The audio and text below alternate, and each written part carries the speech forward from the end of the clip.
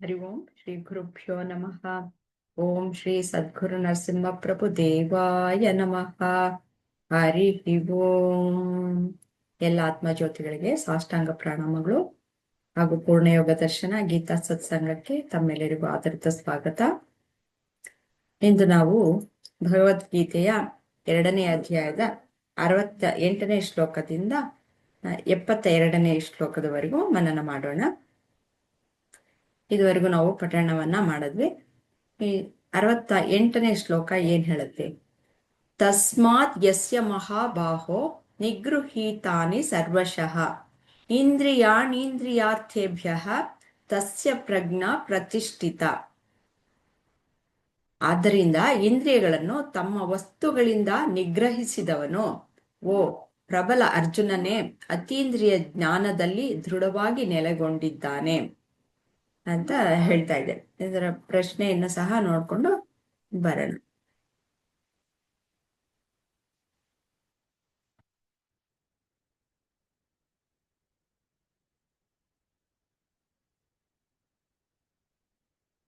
ಈ ಶ್ಲೋಕದಲ್ಲಿ ಯಾರ ಬುದ್ಧಿ ಸ್ಥಿರವಾಗಿರುತ್ತದೆ ಎಂದು ಹೇಳಿದ್ದಾರೆ. ಯಾರ ಬುದ್ಧಿ ಸ್ಥಿರವಾಗಿದೆ ಅಂತ ಹೇಳಿದ್ದಾರೆ. ಇದನ್ನ ಯಾರು ಹೇಳ್ತೀರಾ? ಸುಮತಿನೇ ಹೇಳ್ಬಹುದಾ?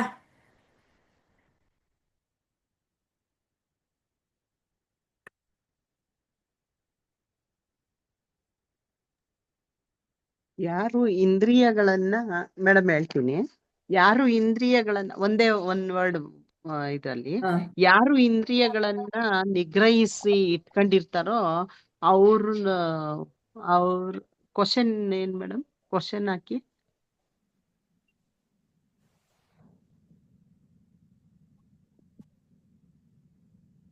ಶ್ಲೋಕದಲ್ಲಿ ಅವರ ಬುದ್ಧಿಯು ಸ್ಥಿರವಾಗಿರ್ತದೆ ಎಂದು ಹೇಳಿದ್ದಾರೆ. ಇಂದ್ರಿಯಗಳನ್ನ ನಿಗ್ರಹಿಸಿ ಇಟ್ಕೊಂಡಿರೋರು. ಹಾಗೆ ಸ್ಥಿರವಾಗಿರೋನನ್ನ ಅರ್ಜುನ ಅದಕ್ಕೆ ಅರ್ಜುನ ಸ್ಥಿರವಾಗಿ ಇಟ್ಕೊಂಡಿದ್ದಾನೆ ಅಂತಂದ್ಬಿಟ್ಟು ಶ್ರೀಕೃಷ್ಣ ಹೇಳ್ತಾ ಇದಾರ ಇಲ್ಲಿ? ಅಲ್ಲ, ಇದು ಇಂದ್ರಿಯಗಳನ್ನ ನಿಗ್ರಹ ಆಗಿ ಇಟ್ಕೊಂಡಿರ್ಬೇಕು.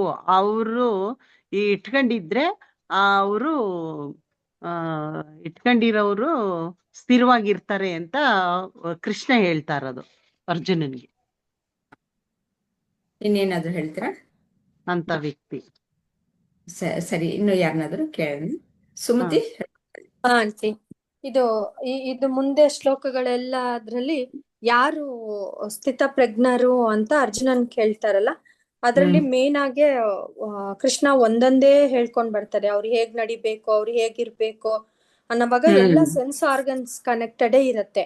ಅವ್ರ ಸೆನ್ಸ್ ಆರ್ಗನ್ ಎಲ್ಲಾ ಶ್ಲೋಕದಲ್ಲಿನೂ ಒಂದೊಂದ್ ಶ್ಲೋಕದಲ್ಲಿನೂ ಹೇಗೆ ಒಂದ್ ಸೆನ್ಸ್ ಆರ್ಗನ್ ಕಂಟ್ರೋಲ್ ಮಾಡೋದ್ರಿಂದ ಯಾವ ತರ ಕಂಟ್ರೋಲ್ ಮಾಡ್ಬೋದು, ಇದು ಹಿಂದಿನ ಕ್ಲಾಸ್ ಎಲ್ಲ ನೀವು ಅದು ಎಲ್ಲ ವಿವರವಾಗಿ ಅದನ್ನ ಚರ್ಚೆ ಮಾಡಿದ್ರು.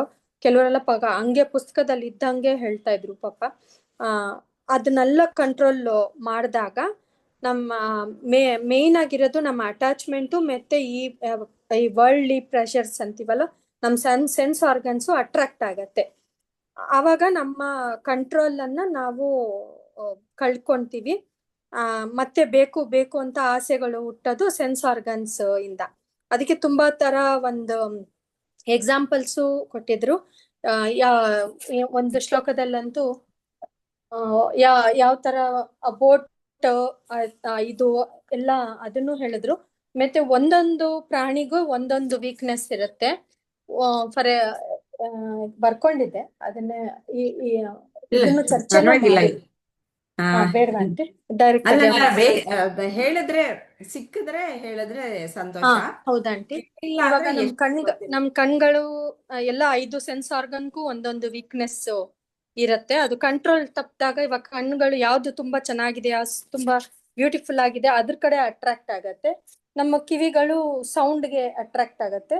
ಮತ್ತೆ ನಮ್ಮ ಮೂಗು ಬಂದ್ಬಿಟ್ಟು ಒಳ್ಳೆ ವಾಸನೆಗೆ ಅಟ್ರಾಕ್ಟ್ ಆಗತ್ತೆ. ಬಾಯಿ ಬಂದ್ಬಿಟ್ಟು ಎಲ್ಲಾ ತರ ರುಚಿಗಳಿಗೆ, ಬಾಯಿ ಮಾತು ತಪ್ತೀವಿ ಜನರಲ್ ಆಗಿ ನಾವು, ರುಚಿಗಳಿಗೆ ಅದು ಇದಾಗಿರುತ್ತೆ.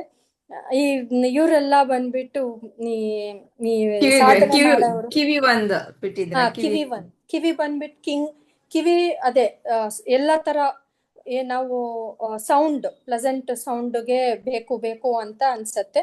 ಕೆಲವ್ರು ನಮ್ಗೆ ಕಂಟ್ರೋಲ್ ಇಲ್ದಿರೋರು ಯಾರು ಗಾಸಿಪ್ ಕೇಳ್ತಾ ಇದ್ರೆ ಯಾರ ಬಗ್ಗೆನ ಹೇಳ್ತಾ ಇದ್ರೆ ಹೌದು ಅಂತ ಕಿವಿ ಇದು ಆಗತ್ತೆ. ಅದು ಜನರಲ್.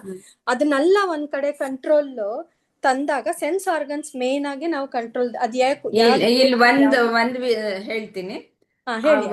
ಇವಾಗ ಹಾಗೆ ಏನ್ ಬರುತ್ತೆ ಅಂತ ಅಂದ್ಬಿಟ್ಟು ಎಲ್ಲ ಹೇಳಿದ್ರಲ್ಲ, ಒಂದೊಂದು ಅಟ್ರಾಕ್ಟ್ ಆಗತ್ತೆ ಅಂತ, ಅದನ್ನ ವಿಷಯಗಳು ಅಂತ ಹೇಳ್ತೀವಿ. ಆಯ್ತಾ? ಅದ್ ಹೇಳುವಾಗ ವಿಷಯ ಅಂತ ಹೇಳಿದಾಗ ಇನ್ನು ಚೆನ್ನಾಗಿ ಆಗುತ್ತೆ. ಆಯ್ತಾ ಆಂಟಿ? ಇವಾಗ ಒಂದೊಂದು ಪ್ರಾಣಿಗಳಿಗೂ ಹೇಳ್ತಾರೆ. ಇವಾಗ ಈ ಇವನ್ ಇವ್ರುನು ವಿಶ್ವಾಮಿತ್ರ ಬಗ್ಗೆನೂ ಹೇಳ್ತಾರೆ. ಎಷ್ಟೇ ಸಾಧಕರಾದ್ರೂ ಒಂದೊಂದ್ಸತಿ ಸೆನ್ಸ್ ಆರ್ಗನ್ಸ್ ಇಂದ ಅದು ತಪ್ಪದಾಗ ಏನಾಗ್ಬೋದು ಅಂತ ಮೇನಕೆ ಮತ್ತೆ ವಿಶ್ವಾಮಿತ್ರ ಕತೆ ಎಲ್ಲರಿಗೂ ಗೊತ್ತಿರತ್ತೆ. ಅವರು ಇದನ್ನ ಅವ್ರ ತಪಸ್ಸನ್ನ ಒಂದ್ ಕಡೆ ಮೀರ್ತಾರೆ. ಅವ್ರ ಎಂತ ಒಂದು ಇದಾಗಿದ್ರು ಅದು ಕಂಟ್ರೋಲ್ ಇಲ್ದೆ ಇರೋದಕ್ಕೆ. ಮತ್ತೆ ಈ ಜಿಂಕೆ ಇರ್ದಲ್ವಾ, ಜಿಂಕೆಗೆ ವೀಕ್ನೆಸ್ ಬಂದ್ಬಿಟ್ಟು ಕಿವಿ. ಇದು ಈ ಹಂಟರು ಆ ಸೌಂಡ್ ಹೊಡಿಯೋವಾಗ ಏನದು ಸೌಂಡ್ ಅಂತ ಓಡ್ ಬರೋವಾಗ ಸಿಕ್ಕಾಕೊಳ್ಳುತ್ತೆ. ಅದನ್ನ ಕಂಟ್ರೋಲ್ ಇಟ್ಕೊಂಡ್ರೆ ಅದು ಮೋಸ್ಟ್ಲಿ ಸಿಕ್ಕಾಕೊಳ್ಳಲ್ಲ. ಅದೇ ತರ ಆನೆಗೆ ಬಂದ್ಬಿಟ್ಟು ಅದು ಮೇಟಿಂಗ್ ಸ್ಪರ್ಶ. ಹೌದು. ಮತ್ತೆ ಬಂದ್ಬಿಟ್ಟು ಆ ವಾಸನೆಗೆ ಅದು ಅಟ್ರಾಕ್ಟ್ ಆದಾಗ ಆ ಹೂ ಮೇಲೆ ಬಂದ್ ಕುತ್ಕೊಂಡಾಗ ಟ್ರಾಪ್ ಆಗ್ಬಿಡತ್ತೆ. ಆತರ ಎಲ್ಲ. ಅದೇ ಮನುಷ್ಯನಿಗೆ ಬಂದ್ಬಿಟ್ಟು ಇದೆಲ್ಲ ಈ ಪ್ರಾಣಿಗಳ ಒಂದೊಂದು ವೀಕ್ನೆಸ್ ಇರುತ್ತೆ. ಮನುಷ್ಯನ್ಗೆ ಎಲ್ಲ 5 ಸೆನ್ಸ್ ಆರ್ಗನ್ಸ್ ಇಂದನೂ ಯಾವ್ದ್ರಿಂದನ ಅಪಾಯ ಬರ್ಬೋದು. ಆದ್ರಿಂದ ಅದನ್ನ ಕಂಟ್ರೋಲ್ ನಾವು ಯಾವಾಗ ಈ ಸ್ಥಿತ ಪ್ರಜ್ಞರು ಇವಾಗ ಈ ಮುಂಚೆ ಒಂದು ಅಷ್ಟು ಶ್ಲೋಕಗಳಲ್ಲಿ ಅದು ಹೇಗೆ ನಡಿಬೇಕು, ಹೇಗ್ ಎಲ್ಲಾ ತರ ನಾವು ಡಿಸ್ಕಸ್ ಮಾಡಿದ್ವಲ್ಲ, ಅದನ್ನೆಲ್ಲ ಕಂಟ್ರೋಲ್ ಬಂದಾಗ ಆ ಪರಿಸ್ಥಿತಿ ಮತ್ತೆ ಆಸೆಗಳು ಇದಕ್ಕೆಲ್ಲ ಯಾವ್ದಕ್ಕೂ ಬಗ್ದೇ ಇರೋವಾಗ ಸೆಲ್ಫ್ ಬ್ಯಾಲೆನ್ಸ್ ಅಂತೀವಲ್ವಾ, ಬ್ಯಾಲೆನ್ಸ್ ಆಗತ್ತೆ. ಮೈಂಡು ಇಂಟೆಲೆಕ್ಟ್ ಮಾತು ಕೇಳ್ಬೇಕು ನಾವು. ಇಂಟೆಲೆಕ್ಟ್ ಏನಂತಾರೆ ಆಂಟಿ ಸದ್ಯಕ್ಕೆ? ಚಿತ್ತಾನ ಏನೋ ಇಲ್ಲ ಬುದ್ಧಿ. ಅದು ನಮ್ಗೆ ಆಸೆಗಳು ಒಂದ್ ಕಡೆ ಎಳ್ಕೊಂಡು ಹೋಗತ್ತೆ. ಬಟ್ ನಮ್ಮ ಮೈಂಡ್ ಇಂದ ನಾವು ಅದನ್ನ ಕಂಟ್ರೋಲ್ ಮಾಡಿದ್ರೆ ಅದು ಯಾವ ತರ ಮೈಂಡ್ ಇಂದ ಕಂಟ್ರೋಲ್ ಮಾಡೋದು? ಮೈಂಡೇ ಕೇಳಲ್ವಲ್ಲ ಅಂದ್ರೆ ನಾವ್ ಈ ತರ ಸ್ಪಿರಿಚುವಲ್ ನಾಲೆಡ್ಜು, ಹೈಯರ್ ಕಾನ್ಶಿಯಸ್ ಅಂತೀವಿ. ನಮ್ಗೆ ಆಲ್ರೆಡಿ ಏನ್ ಕಾನ್ಶಿಯಸ್ ಇದೆ ಅಲ್ವಾ, ಅದು ಏನೇನೋ ಮೇಲೆ ವಿಚಾರಗಳ ಮೇಲೆ ಅದನ್ನೆಲ್ಲ ಹಾಕೊಂಡು ಅದು ಕ್ಲಾರಿಟಿ ಇರಲ್ಲ. ಅದನ್ನ ಒಂದೊಂದೇ ತೆಗ್ದಾಗ ಇನ್ನ ಮೇಲೆ ಹೋಗ್ತೀವಿ. ಅದೇ ಹೈಯರ್ ಕಾನ್ಶಿಯಸ್. ಅದು ಹೇಗ್ ಸಾಧ್ಯ ಅಂದ್ರೆ ಈ ತರ ಒಂದು ಧ್ಯಾನ ಮತ್ತೆ ಮೆಡಿಟೇಷನ್. ನಾವು ಆ ಕಡೆ ಸೆಲ್ಫ್ ಬರೋದು ಲಾಸ್ಟ್ ಅಲ್ಲಿ. ನೀವು 72 ಶ್ಲೋಕದಲ್ಲಿ ಬರ್ತಾ ಇತ್ತಲ್ಲ, ಅದು ಇದು ಮೇನ್ ಆಗಿ ಈ ತರ ಕಂಟ್ರೋಲ್ ಮಾಡ್ಕೊಂಡು ಬಂದಾಗ ಸೆಲ್ಫ್ ರಿಯಲೈಸ್ ಏನಂತಾರಂಟಿ, ನಮ್ ಕಡೆ ನಾವು ಗಮನ ವರ್ಲ್ಡ್ಲಿ ಆಚೆ ಪ್ರಪಂಚದಿಂದ ನಮ್ಮ ಧ್ಯಾನವನ್ನ ಧ್ಯಾನನ ಅದನ್ನ ತೆಗೆದ್ಬಿಟ್ಟು ನಮ್ ಕಡೆ ತಿರ್ಸ್ಕೊಳ್ಳೋದು. ನಮ್ಮ ಅಬ್ಸರ್ವೇಶನ್ ನಮ್ ಕಡೆ ಹೋಗೋಕೆ ಆತ್ಮ ಕಡೆಗೆ ಅಂತಂದ್ರೆ ಸರಿಯಾಗಿರುತ್ತೆ.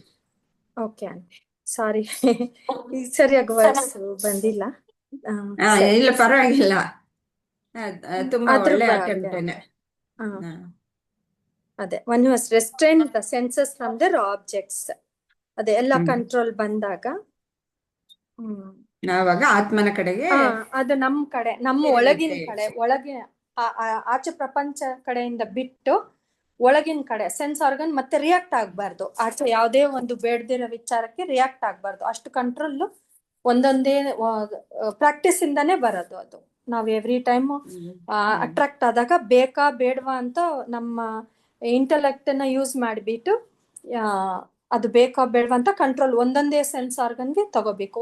ಒಂದ್ ದಿನದಲ್ಲಿ ಎಷ್ಟೊಂದು ಸೆನ್ಸ್ ಆರ್ಗನ್ ರಿಲೇಟೆಡ್ ಬರುತ್ತೆ. ಯಾರೋ ಒಂದ್ ಸಡನ್ ಆಗಿ ಯಾರ ಬಗ್ಗೆನೋ ಹೇಳ್ಬೋದು, ಅವಾಗ ನಮ್ ಕಿವಿಗೆ ಅದ್ ಬೇಕಾ ಬೇಡ್ವಾ, ಕೇಳಿಸ್ಕೋಬೇಕಾ ಬೇಡ್ವಾ ಅನ್ನೋದು ನಮ್ ಬುದ್ಧಿ ನಮ್ಮ ಕಂಟ್ರೋಲ್ ಅಲ್ಲಿ ಇಟ್ಕೊಂಡು ಬೇಡ್ದಿರೋ ವಿಚಾರ ಇದು ಅಂತ. ಮತ್ತೆ ಅದೇ ತರ ತಿನ್ನೋದು ಅಷ್ಟೇ. ಬೇಡ್ದಿರೋದು ಇದು ಏನಕ್ಕೆ ತಿನ್ಬೇಕು, ಬೇಡ್ದಿರೋ ಕಡೆ ಏನಕ್ಕೆ ಹೋಗ್ಬೇಕು, ಅದು ಸಾಮಾನ್ಯವಾಗಿ ಒಂದೊಂದೇ ನಾವು ಪ್ರತಿದಿನ ಆ ತರ ನಾವು ಕಂಟ್ರೋಲ್ ಮಾಡ್ತಾ ಬಂದ್ರೆ ಒಂದ್ ದಿವಸ ಟೋಟಲ್ ಆಗಿ ಮತ್ತೆ ಯಾರು ಬರೋದು ಇಲ್ಲ, ಇವ್ರು ಹೆಂಗಿದ್ರು ಬರಲ್ಲ ಅಂತ. ಆವಾಗ ನಮ್ಮ ಆ ಧ್ಯಾನ ಇದನ್ನೆಲ್ಲ ಬಂದ್ಬಿಟ್ಟು ನಮ್ ಕಡೆ ನಾವು ತಿರ್ಸ್ಕೋಬೇಕು, ಹೈಯರ್ ಕಾನ್ಶಿಯಸ್ಗೆ ಹೋಗ್ತೀವಿ.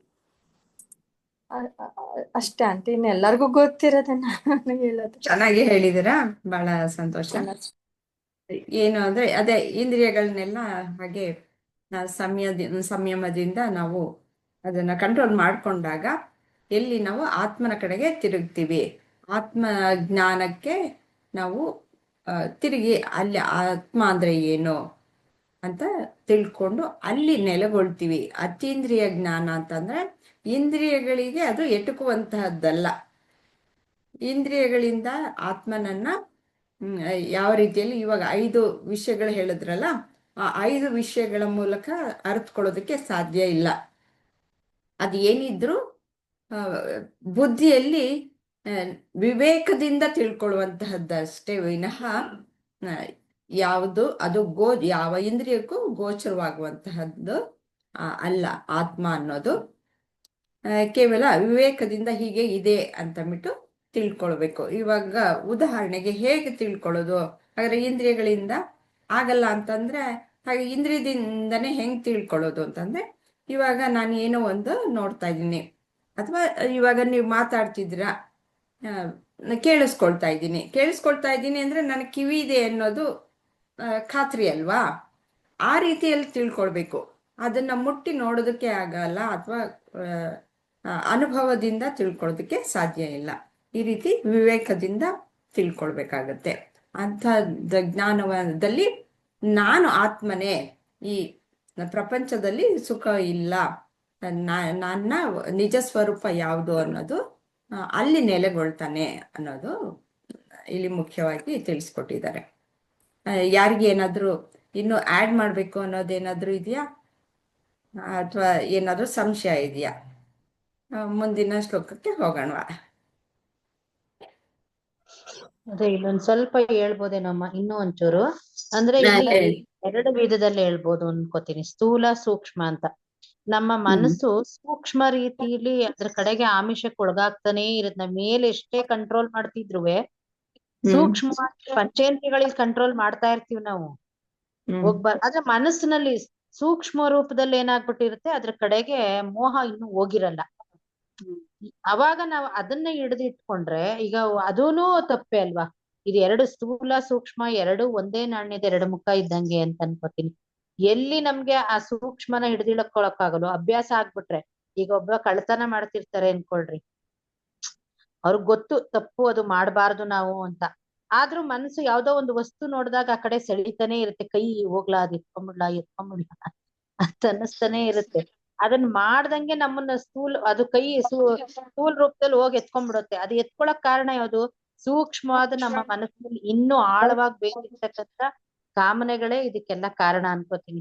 ಮೊದಲು ಅಲ್ಲಿಂದ ನಾವು ಹಿಡಿದಿಟ್ಕೊಳಕ್, ಅದೇ ಇವ್ರು ಹೇಳ್ದಾಗ ಆಗ್ಲೇ ಹೇಳಿದ್ರೆ ಎಲ್ಲ ಬಿಡ್ರಿ, ಧ್ಯಾನ ನಿಧಿಧ್ಯಾಸ ಇವುಗಳನ್ನ ಮಾಡ್ತಾ ಬಂದ್ರೆ ಅವಾಗ ಆಟೋಮೆಟಿಕ್ ಆಗಿ ನಮ್ಗೆ ಅದು ಸರಿ ಇಲ್ಲ ಅನ್ನೋದು ಗೊತ್ತಾಗತ್ತೆ. ಯಾರ ಮನಸ್ಸನ್ನ ಚೆನ್ನಾಗಿ ನಿಗ್ರಹಿಸ್ಕೊತಾನೋ ಅವ್ರಿಗೆ ಪ್ರಜ್ಞೆ ಒಂದು ಸ್ಥಿರವಾಗಿ ಇದ್ದು ಬಿಡುತ್ತಲ್ಲಿ. ಅದಕ್ಕೆ ಒಂದು ಒಳ್ಳೆ ಫೌಂಡೇಶನ್ ಸಿಕ್ತಂಗೆ. ಅದಕ್ಕೇನೆ ಹೇಳೋದೊಂದು ಬಂಡೆಗೆ, ಒಂದು ಕಲ್ ಬಂಡೆ ಮೇಲೆ ಮನೆ ಕಟ್ಟಿದ್ರೆ ಅದು ಮಳೆ ಗಿಳೆ ಬಂದಾಗ ಬಿದ್ದೋಗ್ಬಿಡುತ್ತೆ. ಅದೇ ನಾವು ಪಾಯ ತೆಗೆದು ಒಳ್ಳೆ ಫೌಂಡೇಶನ್ ಹಾಕಿ ಮನೆ ಕಟ್ಟಿದ್ರೆ ಹೆಂಗಿರುತ್ತೆ ನೋಡ್ರಿ. ಎಂತದ್ದೇ ಸನ್ನಿವೇಶ ಬಂದ್ರು, ಯಾರೇ ನಮ್ಗೆ ಆಮಿಷ ತೋರ್ಸಿದ್ರು ನಾವ್ ಆ ಕಡೆಗೆ ಹೋಗಲ್ಲ, ಸೆಳೆತ ಬರಲ್ಲ ಅಂತ ಅನ್ಕೋತೀನಿ. ನಮ್ಮ ಒಳ್ಳೆ ಫೌಂಡೇಶನ್ ಚೆನ್ನಾಗಿದ್ಬಿಟ್ರೆ ಆ ಕಡೆಗೆ ಹೋಗಲ್ಲ. ಅದೇ ಚೆನ್ನಾಗಿ ಹೇಳಿದಿರ. ಹೇಗೆ ಅಂದ್ರೆ ಇವಾಗ ವಿಷಯ ವಸ್ತುಗಳು ಇರುತ್ತಲ್ಲ, ಅವುಗಳಿಂದ ದೂರ ಇದ್ದಾಗ ಆ ಸಂಪರ್ಕ ಇರಲ್ಲ, ಹಾಗಾಗಿ ದೂರ ಇರ್ತೀವಿ. ಆದ್ರೆ ವಾಸನೆ ಅನ್ನೋದು ಒಳಗಡೆ ಇರುತ್ತಲ್ಲ, ಅದನ್ನ ತೆಗಿಬೇಕು ಅನ್ನೋದನ್ನ ನೀವು ಹೇಳ್ತಾ ಇದ್ದೀರಾ. ಹೌದು ಹೌದು, ಮೊದಲು ಅದನ್ನ ತೆಗೆದು ಬಿಟ್ರೆ ಬೇರ್ ಸಮೇತ ಅದನ್ನ ತೆಗೆದಾಗ ನಮ್ಗೆ ಇಲ್ಲಿ ಇಂದ್ರಿಯಗಳು ಆಟೋಮೆಟಿಕ್ ಆಗಿ ಸ್ಟಾಪ್ ಆಗ್ಬಿಡುತ್ತೆ, ಗೊತ್ತಾಗ್ಬಿಡುತ್ತೆ. ಅದಕ್ಕೆ ಒಳಗೆ ಮೊದ್ಲೇ ನಾವು ಫೀಡ್ ಮಾಡ್ಬಿಡ್ಬೇಕು, ಇದು ಸರಿ ಇಲ್ಲ, ಆ ಕಡೆಗೆ ಹೋಗ್ಬಾರ್ದು ಅನ್ನೋದನ್ನ ನಿಗ್ರಹಿಸ್ಬೇಕು ಅಂದ್ರೆ ಅದೇ ಈಗ ಧ್ಯಾನ ಮನನ ನಿಧಿಧ್ಯಾಸ ಬಲವಾಗಿ ತಿಳ್ಕೊಬೇಕು ಎಲ್ಲದ್ರಿಂದ ಯಾವುದು ಸರಿ ತಪ್ಪು ಅನ್ನೋದನ್ನ ಮೊದಲು ವಿವೇಕದ ಮೂಲಕ ನಾವು ಬಲಪಡಿಸ್ಕೊಂಡ್ ಬಿಡ್ಬೇಕು. ಅವಾಗ ನಮ್ಗೆ ಆಟೋಮೆಟಿಕ್ ಆಗಿ ಯಾವುದೇ ವಿಷಯ ವಸ್ತುಗಳಿಗೂ ನಮ್ಗೆ ಕಾಮನೆ ಬರಲ್ಲ. ಖಂಡಿತ ಬಹಳ ಚೆನ್ನಾಗಿ ಹೇಳಿದಿರ. ಬೇರೆ ಇನ್ ಯಾರು ಏನಾದ್ರು ಆಡ್ ಮಾಡೋದಿದ್ರೆ ಅಥವಾ ಅನುಮಾನ ಇದ್ರೆ ಕೇಳ್ಬೋದು. ಇಲ್ಲ ಅಂತಂದ್ರೆ ಮುಂದಿನ ಶ್ಲೋಕಕ್ಕೆ ಹೋಗೋಣವಾ? 69ನೇ ಶ್ಲೋಕ. ಯಾ ನಿಶಾ ಸರ್ವಭೂತಾನಾಂ ತಸ್ಯಾಂ ಜಾಗರ್ತಿ ಸಂಯಮಿ ಯಸ್ಯಾಂ ಜಾಗೃತಿ ಭೂತಾನಿ ಸಾ ನಿಶಾ ಪಶ್ಯತೋ ಮುನೇಹೆ. ಎಲ್ಲ ಪ್ರಾಣಿಗಳಿಗೆ ಯಾವುದು ರಾತ್ರಿಯೋ ಆ ಸಮಯದಲ್ಲಿ ಜಿತೇಂದ್ರಿಯನು ಎಚ್ಚರದಿಂದ ಇರುತ್ತಾನೆ.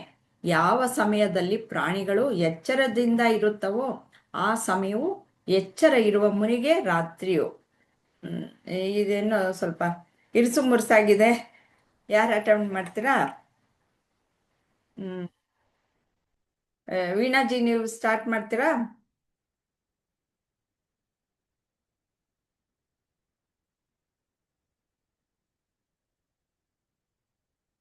ವೀಣಾ ಅವ್ರು ಇದ್ದೀರಾ?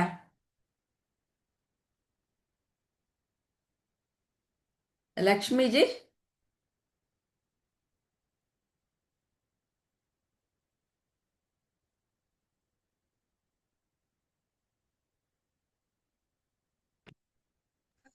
ಕೇಳಿಸ್ತಾ ಇದೆಯಾ? ಇವಾಗ ಕೇಳಿಸ್ತಾ ಇದೆ. ಹ್ಞೂನ್ರಿ. ಇಲ್ಲಿ ಏನು ಅಂತ ಹೇಳಿದ್ರ ಯಾವಾಗ್ಲೂ ಯಾರು ಈ ಪಂಚೇಂದ್ರಿಯಗಳನ್ನ ಗೆದ್ದಿರ್ತಾರಲ್ರಿ ಅವ್ರಿಗೆ ಹಗಲು ರಾತ್ರಿ ಅನ್ನೋದೇ ಇರಂಗಿಲ್ಲ. ಎಲ್ಲಾರು ಯಾವಾಗ ಮನುಷ್ಯರ್ ಯಾವಾಗ ಎಲ್ಲಾರು ಮಲಗಿರ್ತಾರೋ ಅವಾಗ ಅವ್ರಿಗೆ ಯಾರು ಡಿಸ್ಟರ್ಬ್ ಮಾಡೋರು ಇರಂಗಿಲ್ರಿ. ನನ್ ತಿಳಿದ ಮಟ್ಟಿಗೆ ಈಗ ಒಂದ್ ಮೆಡಿಟೇಷನ್ ಅಂತ ಕುಂತ್ವಿ ಅಂದ್ರ ಇವಾಗ ಬರ್ತಾರ ಒಂದ್ ಸ್ವಲ್ಪ ಏನೋ ನಾವ್ ಧ್ಯಾನಕ್ ಆರಾಮ್ ಚಂದ ಕುಂದ್ರಬೇಕಂತ ಹೇಳಿ ಕುಂತಿರ್ತೇವಿ. ಅದೆಲ್ಲಿಟ್ಟಿ ಇದೆಲ್ಲಿಟ್ಟಿ ಇಲ್ಲಾಂದ್ರ ಫ್ಯಾನ್ ಹಚ್ಚೋದು ಇಲ್ಲಾಂದ್ರ ಕಿಟಕಿ ಹಾಕೋದು ಒಟ್ಟು ಏನಾರ ಒಂದ್ ಕೆಲ್ಸ ಇರ್ತೈತ್ರಿ. ಆತರ ಮಾಡಿ ಒಟ್ಟು ನಮ್ ಧ್ಯಾನನ ಹೆಚ್ಚಿಂದ ಹೆಚ್ಚು ನಮ್ಗೆ ಏನಾರ ಒಂದ್ ಡಿಸ್ಟರ್ಬ್ ಆಗ್ತೈತ್ರಿ. ಅದ ಎಲ್ಲಾರು ಮಕ್ಕೊಂಡಾಗ ನಾವ್ ಧ್ಯಾನ ಮಾಡಿದ್ವಿ ಅಂತ ಹೇಳಿ ನಮ್ಗೆ ಹೆಚ್ಚಿಂದ ಹೆಚ್ಚು ಎಷ್ಟು ಲಘು ನಾವು ಮೆಡಿಟೇಷನ್ ಒಳಗ ಒಂದ್ ನಿಶ್ಚಲಾಗಿ ಕುಂತ್ ಬಿಡ್ತೇವ್ರಿ, ಸ್ಥಿರ ಆಗಿ ಕುಂದಿರ್ತೇವಿ. ಆತರ ಯಾವಾಗ್ಲೂನು ಜಿತೇಂದ್ರಿಯ ಅಂತ ಹೇಳಿರಿ ಯಾರು ಪಂಚೇಂದ್ರಿಯಗಳ ಗೆದ್ದಿರ್ತಾರೋ ಅಂತವ್ರಿಗೆ ಹಗಲ ರಾತ್ರಿ ಆಗಿರ್ತೈತಿ, ರಾತ್ರಿ ಹಗಲಾಗಿರ್ತೈತಿ ಅಂತ ಹೇಳಿ ಹೇಳ್ತಾ ಇದಾರ ಅಂತ ಹೇಳಿ ನಂಗೆ ಹಂಗ ಅನಿಸ್ತಾವ. ಆಯ್ತು, ಇನ್ನು ಬೇರೆಯವರೆಲ್ಲ ಏನ್ ಹೇಳ್ತಾರ ಕೇಳೋಣ. ಹಾ, ವಿಜಯಲಕ್ಷ್ಮಿ ಅವ್ರು ಹೇಳ್ತೀರಾ?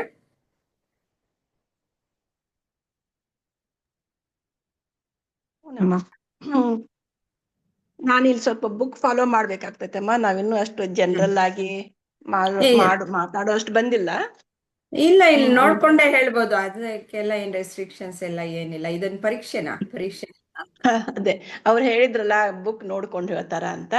ಆದ್ರೂ ಸ್ವಲ್ಪ ನಾವು ಬುಕ್ ಫಾಲೋ ಮಾಡ್ಲೇಬೇಕಾಗ್ತೈತಿ.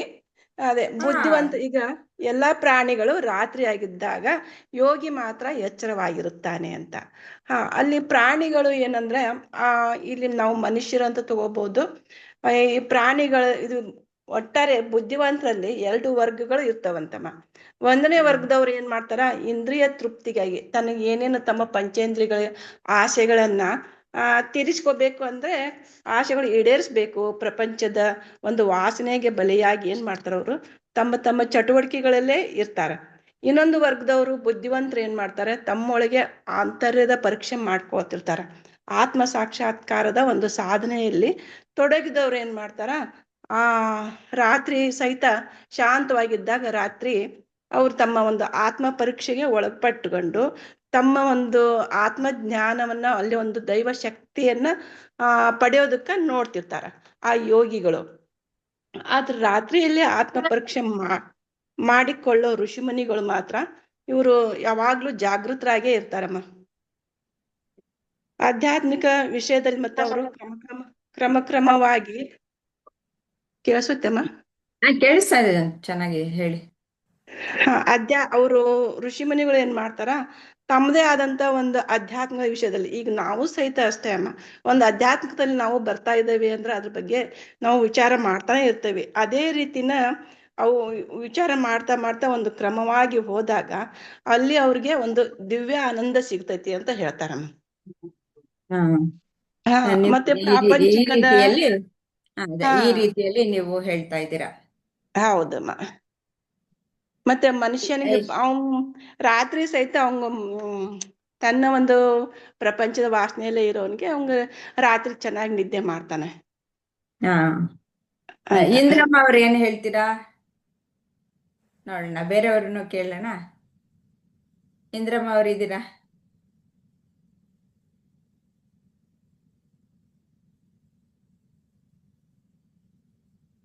ಅವರು ಕಾಣಿಸ್ಲಿಲ್ಲ, ಏನು ಒಳಗಡೆ ಹೋಗಿರ್ಬೋದು.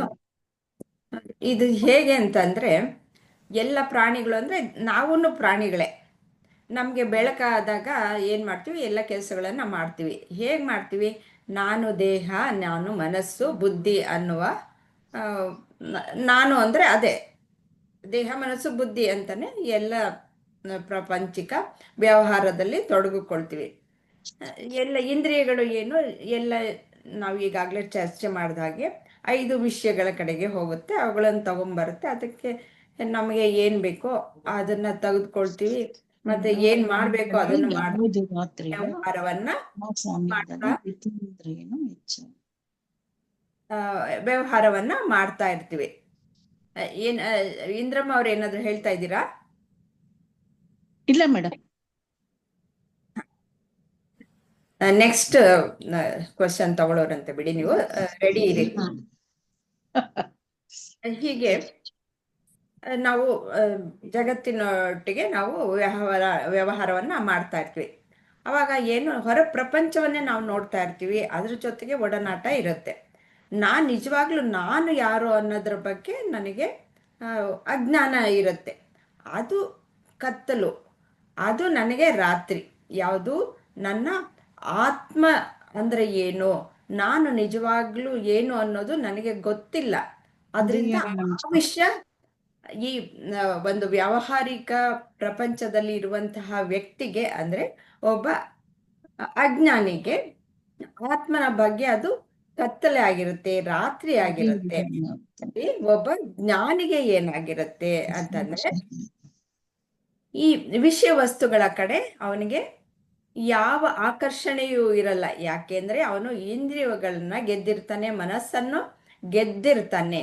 ಯಾವುದೇ ಅವನ ಸಂಪರ್ಕಕ್ಕೆ ಬರಲಿ ಹೋಗಲಿ ಯಾವುದಕ್ಕೂ ಅವನು ಅಂಟುಕೊಂಡಿರಲ್ಲ. ಆ ರೀತಿಯ ಜೀವನವನ್ನು ಮಾಡ್ತಾ ಇರ್ತಾನೆ. ಅದಕ್ಕೋಸ್ಕರ ಈ ಪ್ರಾಪಂಚಿಕ ವಸ್ತುಗಳಲ್ಲಿ ಆನಂದ ಇಲ್ಲ ಅನ್ನೋದು ಗೊತ್ತಾಗಿರುತ್ತೆ. ಅದಕ್ಕೆ ಪ್ರಪಂಚ ಎಲ್ಲವೂ ಅವನಿಗೆ ಕತ್ತಲೆಯಾಗಿರುತ್ತೆ, ರಾತ್ರಿಯಾಗಿ ಇರುತ್ತೆ. ಅವನು ಆತ್ಮದ ಬೆಳಕಿನಲ್ಲಿ ಅವನು ವಿಹಾರವನ್ನ ಮಾಡ್ತಾ ಇರ್ತಾನೆ. ಅದು ಆತ್ಮನ ಬಗ್ಗೆ ಅವನಿಗೆ ಅದು ಬೆಳಕು, ಹಗಲು. ಆ ರೀತಿಯಲ್ಲಿ ಈ ಮುನಿಗೆ ರಾತ್ರಿ ಅನ್ನೋದು ಯಾವುದು, ಮತ್ತೆ ಹಗಲು ಅನ್ನೋದು ಯಾವುದು, ಒಬ್ಬ ಅಜ್ಞಾನಿಗೆ ಹಗಲು ಯಾವುದು ಮತ್ತೆ ರಾತ್ರಿ ಯಾವುದು ಅನ್ನೋದನ್ನು ತಿಳ್ಕೊಳ್ಬೇಕು. ಇದನ್ನ ಉದಾಹರಣೆಗಳ ಮೂಲಕ ಇನ್ನೂ ಹೆಚ್ಚಾಗಿ ಹೇಳ್ಬಹುದು. ಯಾರಾದ್ರೂ ಇದಕ್ಕೆ ಆಡ್ ಮಾಡ್ತೀರಾ? ಒಂದ್ ನಿಮಿಷ, ಅರ್ಥ ಆಯ್ತೋ ಇಲ್ವೋ? ಅರ್ಥ ಆಯ್ತು ಆಂಟಿ. ಆಂಟಿ ಒಂದ್ ನಿಮಿಷ, ಅವ್ರು ತಪ್ಪು ತಿಳ್ಕೊಂಡ್ರು. ಯಾರ ಮೇಡಮ್? ನಾನು ಹೇಳಿದ್ದು ಎಲ್ಲರೂ ತುಂಬಾ ಚೆನ್ನಾಗಿ ಪುಸ್ತಕದಲ್ಲಿ ಇರೋ ತರನೇ ಹೇಳ್ತಾರೆ. ಸುಮತಿ ಹೇಳಿದ್ದಕ್ಕ? ಇಲ್ಲ ನಿಮ್ಮನ್ನ ಅಪ್ರಿಶಿಯೇಟ್ ಮಾಡಿ ಹೇಳ್ತಾ ಇರೋದು ಸುಮತಿ. ನಾನು ಅವ್ರು ಹೇಳ್ತಾರಲ್ಲ, ಅವ್ರ ಹೆಸರು ವೀಣಾ ಅನ್ಸುತ್ತೆ. ನಾನು ಅವ್ರು ಹೇಳೋದು ತುಂಬಾ ಇಂಟ್ರೆಸ್ಟ್ ಆಗಿ ಕೇಳಿಸ್ಕೊಂತೀನಿ. ಅವರು ತುಂಬಾ ಇದ್ರಲ್ಲೇ ಹೇಳ್ತಾರೆ. ಅಲ್ಲ, ಬುಕ್ಕಲ್ಲಿ ನೋಡ್ಕೊಂಡು ಹೇಳ್ಬಾರ್ದು ಅನ್ನೋದೇನಿಲ್ಲ. ಬುಕ್ಕಲ್ಲಿ ನೋಡ್ಕೊಂಡು ಹೇಳೋದಾಗ್ಲಿ, ಬೇರೆಯವರ ಹತ್ರದಿಂದ ಕೇಳಿ ತಿಳ್ಕೊಂಡು ಹೇಳೋದಾಗ್ಲಿ, ಎಲ್ಲವೂ ಜ್ಞಾನವೇನೆ. ಅದರಿಂದ ನೀವು ತಿಳ್ಕೊಳ್ತೀರಾ, 4 ಜನಕ್ಕೂ ತಿಳಿಪಡಿಸ್ತೀರಾ. ಅದ್ರಲ್ಲಿ ತಪ್ಪು ಏನು ಇಲ್ಲ. ನಾವು ಪುಸ್ತಕ ನಮ್ಮ ನಾಲೆಡ್ಜ್ ಅಲ್ಲಿಂದ ಬರುತ್ತೆ ಅಲ್ವಾ? ಇನ್ನೊಬ್ರು ಹೇಳ್ದೆ ನಮ್ಗೆ ನಾಲೆಡ್ಜ್ ಹೆಂಗ್ ಬರುತ್ತೆ? ಜ್ಞಾನ ಬರೋದು ಹಾಗೆ ಅಲ್ವಾ? ಅವರು ಅವತ್ತು ಹೇಳಿದ್ರು, ಪುಸ್ತಕದಲ್ಲಿ ಹೆಂಗಿರುತ್ತೋ ಹಂಗೆ ಹೇಳ್ತಾರೆ ಅಂತ. ಅಪ್ರಿಶಿಯೇಟ್ ಮಾಡಿ ಹೇಳ್ತಾ ಇರೋದು. ಇವ್ರು ವೀಣಾ ಅವ್ರು ಹೇಳೋದನ್ನು ನನ್ಗೆ ತುಂಬಾ ಇಷ್ಟ. ಅವರು ನಾವು ನನ್ಗೆ ತುಂಬಾ ಚೆನ್ನಾಗಿ ಅರ್ಥ ಆಗುತ್ತೆ ಅವ್ರು ಹೇಳೋವಾಗ. ನನ್ ಡೌಟ್ಸ್ ಹಾ ಅವ್ರ ಡೌಟ್ಸ್ ಹೆಚ್ಚು ಕಡಿಮೆ ಒಂದೇ ರೇಂಜ್ ಅಲ್ಲಿ ಇದಾರೆ. ಅವ್ರ ಪಾಪ ಮುಂದೆನೂ ಇರ್ಬೋದು. ನನ್ಗೆ ಆತರ ಅನ್ಸತ್ತೆ. ತಪ್ಪು ತಿಳ್ಕೊಬೇಡಿ ಮೇಡಮ್, ನಾನು ಆತರ ಹೇಳಿಲ್ಲ. ನಾನು ಪುಸ್ತಕ ನೋಟ್ಸ್ ಬರ್ಕೊಂಡಿದ್ದೀನಿ. ಈ ಚಾಪ್ಟರ್ ಎಲ್ಲ ನಾನು ಓದ್ಕೊಂಡು ಬರ್ಕೊಂಡಿದ್ದೀನಿ. ಆತರ ಹೇಳೋದು. ತಪ್ಪು ತಿಳ್ಕೊಬೇಡಿ. ಇಲ್ಲ ಇಲ್ಲ, ಅಸಹ್ಯ ನಾನೇ ಇಲ್ಲ ಅನ್ಸಾಗಿದೆ. ನಾನೇ ವೀಣಾ ಹೇಳಲಿಲ್ಲ. ವೀಣಾ ಅವರಲ್ಲ, ಇಲ್ಲ, ಯಾರು ವಿಜಯಲಕ್ಷ್ಮಿ ಇವಾಗ ಒಬ್ರು ವಿಜಯಲಕ್ಷ್ಮಿ ಅವ್ರು ಹೇಳಿದ್ರಲ್ಲ, ಹೇಳಿದ್ದು. ಅವ್ರ ಹೆಸರು ಗೊತ್ತಿಲ್ಲ ವಿಜಯಲಕ್ಷ್ಮಿ ನನ್ಗೆ. ಅವರು ಆ ಪರವಾಗಿಲ್ಲ, ನಾವು ಎಲ್ಲಾರಿಂದನೂ ಒಂದೊಂದು ಆ ವಸ್ತುನ ತಿಳ್ಕೊಂಡ್ರು. ಒಂದು ಭಿಕ್ಷುಕನಿಂದನೂ ಕಲಿಯಂತದ್ದು ಏನಾದ್ರೂ ಆ ಇರುತ್ತೆ. ಅದೇನು ಅಂತ ತಪ್ಪೇನಿಲ್ಲ ಬಿಡಿ. ಹಾ, ಸರಿ ಸರಿ. ನಾನೆಲ್ಲ ಆ, ಹೇಳಿದ್ದು. ಆಯ್ತು. ಗೊತ್ತಿಲ್ಲ ಯಾರು ಹ್ಮ್. ತಪ್ಪು ತಿಳ್ಕೊಂಡ್ರು. ನಾನೇ ಆ, ಹೇಳಿದ್ದು, ನೀವು ಅದೇ ಆ, ಅಂದಿದ್ದು ನಿನ್ನೆದು ಹೋದ ವಾರದ ಆ, ಬುಕ್ಸ್ ಫಾಲೋ ಮಾಡಿ ಹೇಳ್ತಾರ ಅಂತ. ಆ, ನೀವೆಲ್ಲ ಜನರಲ್ ಹೇಳ್ತೀರಾ, ಚೆನ್ನಾಗಿ ಹೇಳ್ತೀರಿ. ಆದ್ರೆ ನಮ್ಗೆ ಇನ್ನೂ ಸ್ವಲ್ಪ ಟೈಮ್ ಬೇಕಷ್ಟೇ ಹೌದು ಹೇಳೋದಕ್ಕೆ. ಹೌದು. ನೀವೆಲ್ಲ ಜನರಲ್ ಇಲ್ಲ ಆಗಿ ಇಲ್ಲ, ಹೇಳಿ ಆ ನೀವು ಮಾತಾಡೋದು ನಮ್ಗೆಲ್ಲ ಸಂತೋಷವೇನೆ. ಹೌದು. ಆದ್ರೆ ಈ ರೀತಿ ಹೇಳಿದ ತಕ್ಷಣ ಬಿಗಿನಿಂಗ್ ಅಲ್ಲೇ ಏನಾಗ್ತೈತಿ, ಎಷ್ಟು ಚೆನ್ನಾಗಿ ಹೇಳ್ತಾ ಇದೀರಲ್ಲ ಅಂತಬಿಟ್ಟು ನಾವೆಲ್ಲ ಸಂತೋಷ ಪಡ್ತಾ ಇದೀವಿ. ಯಾಕಂದ್ರೆ ನಾವು ಬುಕ್ ನೋಡ್ಲೇಬೇಕಮ್ಮ, ಸ್ವಲ್ಪ ಬುಕ್ ತಿಳ್ಕೋದ್ ನೋಡ್ತೇವೆ. ಖಂಡಿತ ಖಂಡಿತ ನೋಡಿ, ಅದ್ರಲ್ಲಿ ಹಾ ತಪ್ಪು ಏನು ಇಲ್ಲ ಆಮೇಲೆ ಅಂತ ಇದಕ್ಕೆ ಹೇಳ್ತಾ ಮತ್ತೆ ಇದೀನಲ್ಲ. ಒಳ್ಳೆ ಇದನ್ನೆಲ್ಲ ನಾವು ಕಲಿಬೇಕಂದ್ರೆ ಒಬ್ಬ ಇದರಲ್ಲಿ ಅಭ್ಯಾಸ ಮಾಡ್ಬೇಕಂದ್ರೆ ಒಬ್ಬ ಒಳ್ಳೆ ಗುರು ಬೇಕಲ್ವಮ್ಮ. ಅದಕ್ಕೆ ಈಗ ಹ್ಮ್ ನಿಮ್ಮಂತ ಗುರುಗಳ ಕೈಯಲ್ಲೇ ನಾವು ಕಲಿತಾ ಇದ್ದೇವೆ. ನಾನು ಅಲ್ಲ, ನಿನ್ ಪ್ರಭುಜಿಯವ್ರ ಮುಖಾಂತರ. ಹಾ, ಇಬ್ರಲ್ಲಿ ನೀವು ಅಷ್ಟು ನಾನು ನಮ್ಮನ್ನ ಇದನ್ನೇ ಇನ್ಸ್ಟ್ರೂಮೆಂಟ್ ಮಾಡ್ತಿರಲ್ಲ, ಅಷ್ಟೇ. ತಯಾರಿ ಮಾಡ್ತಾ ಇದ್ದೀರಾ, ಆ, ನಮ್ಗೆ ನೀವು ಅದೇ ಹೇಳ್ಕೊಡ್ತಾ ಇದ್ದೀರಾ. ಈ ಶ್ಲೋಕದಲ್ಲಿ ಯಾರಿಗಾದ್ರೂ ಏನಾದ್ರೂ ಸಂಶಯ ಇದ್ರೆ ಅಥವಾ ಇನ್ನೂ ಏನಾದ್ರೂ ಸೇರ್ಸೋದಿದ್ರೆ ಸೇರಿಸ್ಬೋದು. ಏನಾದ್ರೂ ಉದಾಹರಣೆಗಳನ್ನ ಕೊಟ್ಟು ಆ ಮೂಲಕ ಏನಿಲ್ಲ, ಈಗ ಅವರು ಇಂದ್ರಿಯಗಳನ್ನೆಲ್ಲ ಸ್ವಲ್ಪ ನಿಗ್ರಹಿಸಿ ಅಂದ ತಕ್ಷಣ ನಂಗೆ ಋಷಿಕೇಶ ಅನ್ನೋದು ನೆನಪಾಯ್ತು. ಇವರು ಅರ್ಜುನ ರಾತ್ರಿ ಎಲ್ಲ ಸ್ವಲ್ಪ ವಿದ್ಯಾಭ್ಯಾಸ, ಅರ್ಜುನ ಬಿಲ್ವಿದ್ಯೆನ ಕಲಿಬೇಕ ಅವರು ಗುರುಗಳ ಹತ್ರ, ದ್ರೋಣಾಚಾರ್ಯರ ಹತ್ರ ಕಲಿಬೇಕಾದ್ರೆ ರಾತ್ರಿ ಟೈಮು ಹಗ್ಲು ರಾತ್ರಿ ಅಂತ ಅನ್ನಿಸ್ದೆ. ಆ ಇಂದ್ರಿಯಗಳನ್ನೆಲ್ಲ ನಿಗ್ರಹ ಮಾಡಿ ಅವರು ಶಸ್ತ್ರಾಭ್ಯಾಸ ಮಾಡ್ತಿದ್ರು ಅಂತ ಕೇಳಿದ್ದೆ. ಅದಕ್ಕೆ ಅದ್ ನೆನಪಾಯ್ತು ನನಗೆ. ಅದು ಇಲ್ಲಿಗೆ ಸರಿ ಹೋಗುತ್ತೇನೋ ಅಂತ ಅನ್ಕೊಂಡೆ. ಅದ್ರ ನಾ ಹೇಳ್ತಾ ಋಷಿಕೇಶ ಇರೋದು ಬೇರೆ ವಿಷಯ ಅನ್ನೋದು ಗೊತ್ತಾಯ್ತಾ? ಬೇರೆ ವಿಷಯ. ಅದೇ ಇದ್ರದ್ದು ಆತ್ಮನ ಬಗ್ಗೆ ಆತ್ಮನ ಬಗ್ಗೆ. ಹೌದು ಹೌದು. ಆತ್ಮದ ಬಗ್ಗೆ. ನಾನೊಂದು ಆದ್ರೆ ಇದು ಭಗವದ್ಗೀತೆ ಅಲ್ಲ, ಕೃಷ್ಣ ಅವ್ರಿಗೆ ಅರ್ಜುನನ್ಗೆ ಹೇಳ್ತಾ ಇರ್ತಾರಲ್ಲ, ಅದಕ್ಕೆ ಅದ್ ನೆನಪಾಯ್ತು ಸ್ವಲ್ಪ ಅಷ್ಟೇ ಈ ಅದು ವಿಷಯದಲ್ಲಿ. ಅದನ್ನು ತಗೊಳ್ಬಹುದು ಉದಾಹರಣೆಗಳಿಗೆ. ಆದ್ರೆ ಹಾ ಈ ಹಾ ಇಲ್ಲಿ ಏನ್ ಹೇಳ್ತಾ ಇದ್ದಾರೆ ಅನ್ನೋದಕ್ಕೆ ಅದು ಹೌದು ಹೌದು. ಸಮಂಜಸ ಅನ್ನೋದು. ಒಂದ್ ಪಾಯಿಂಟ್ ಹ್ಮ್ ನನ್ಗೊಂದು ಸೇರ್ಸ್ಲಾ ಆಂಟಿ?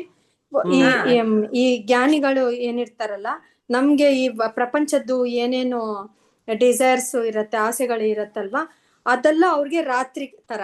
ಅಂದ್ರೆ ಅದು ಡಾರ್ಕ್ ಅವ್ರಿಗೆ ಹೌದು, ಅದು ಅದೇ ಹೇಳಿದ್ದು. ಡಾರ್ಕ್ನೆಸ್. ಆ ತರ ನಮ್ಗೇನು ಬೆಳಕು, ಅವ್ರಿಗದು ಬೇಡದೇ ಇರೋದು, ಅದು ಕತ್ಲು ತರ, ಬೇಡದೇ ಇರೋದು, ಏನು ಕಾಣಿಸಲ್ಲ ಅಂತ ವಿಚಾರಗಳು ಅವ್ರಿಗೆ ಬೇಕಾಗೂ ಇಲ್ಲ, ಅವ್ರಿಗೆ ಕಾಣಿಸಲ್ಲ. ಆ ತರನು ಹೇಳ್ಕೋಬಹುದು. ಅಷ್ಟೇ, ಅದನ್ನೇ ಹೇಳಿದ್ದು. ಸರಿ ಇವಾಗೆಲ್ಲ ಆಯ್ತು, ಸರಿ. ಪ್ರಪಂಚದ್ದು ಇವಾಗ ನಮ್ಗೆಲ್ಲ ಅದು ಬೆಳಕು, ಹಗಲು. ಪ್ರಪಂಚದ ವಿಷಯಗಳು ಎಲ್ಲಾನು ಹಗಲು ನಮ್ಗೆ. ಅದು ಆತ್ಮನ ವಿಚಾರ ನಮ್ಗೆ ರಾತ್ರಿ. ಆತ್ಮನ ವಿಚಾರ ಗೊತ್ತಿಲ್ಲ, ಆತ್ಮ ಅಂದ್ರೆ ಏನು ಅನ್ನೋದೇ ಗೊತ್ತಿಲ್ಲ.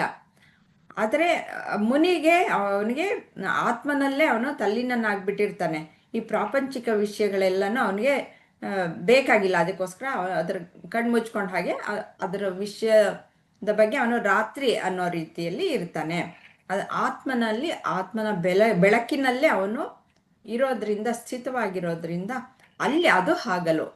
ಹಾಗೆ ಎರಡು ಭಾಗಗಳನ್ನು ಹಾಗೆ ಮಾಡ್ಕೊಳ್ಳೋದು.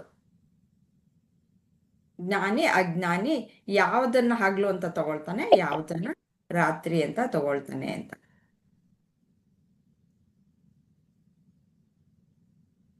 ಏನಾದ್ರೂ ಯಾರಿಗೂ ಇನ್ನೇನ್ ಸಂಶಯ ಇಲ್ವಾ? ಹೋಗೋಣ ಅಲ್ಲ. ಈಗ 20ನೇ ಶ್ಲೋಕ. ಆಪೂರ್ಯಮಾಣಂ ಅಚಲ ಪ್ರತಿಷ್ಠಂ ಸಮುದ್ರ ಆಪ ಪ್ರವಿಶಂತಿ ಯದ್ವತ್ ತದ್ವತ್ ಕಾಮಾಯಂ ಪ್ರವಿಶಂತಿ ಸರ್ವೇ ಸ ಶಾಂತಿಂ ಆಪ್ನೋತಿನ ಕಾಮಕಾಮಿ. ನದಿಗಳಿಂದ ಹರಿಯುವ ನೀರಿನ ನಿರಂತರ ಹರಿವಿನಿಂದ ಸಾಗರವು ಹೇಗೆ ವಿಚಲಿತಗೊಳ್ಳುವುದಿಲ್ಲವೋ ಹಾಗೆಯೇ ತನ್ನ ಸುತ್ತಲೂ ಇರುವ ವಸ್ತುಗಳ ಹರಿವಿನಿಂದ ಕದಲದ ಋಷಿಯು ಶಾಂತಿಯನ್ನು ಪಡೆಯುತ್ತಾನೆ. ಆದರೆ ವಸ್ತುಗಳಿಂದ ಆಸೆಗಳನ್ನು ಪೂರೈಸಲು ಶ್ರಮಿಸುವ ವ್ಯಕ್ತಿ ಅಲ್ಲ ಅಂತ. ಇವರು ಇಂದ್ರಮ್ಮ ಅವರು ಕ್ವಶನ್ ಬೇಕಾದ್ರೆ ನೋಡ್ಬಹುದು.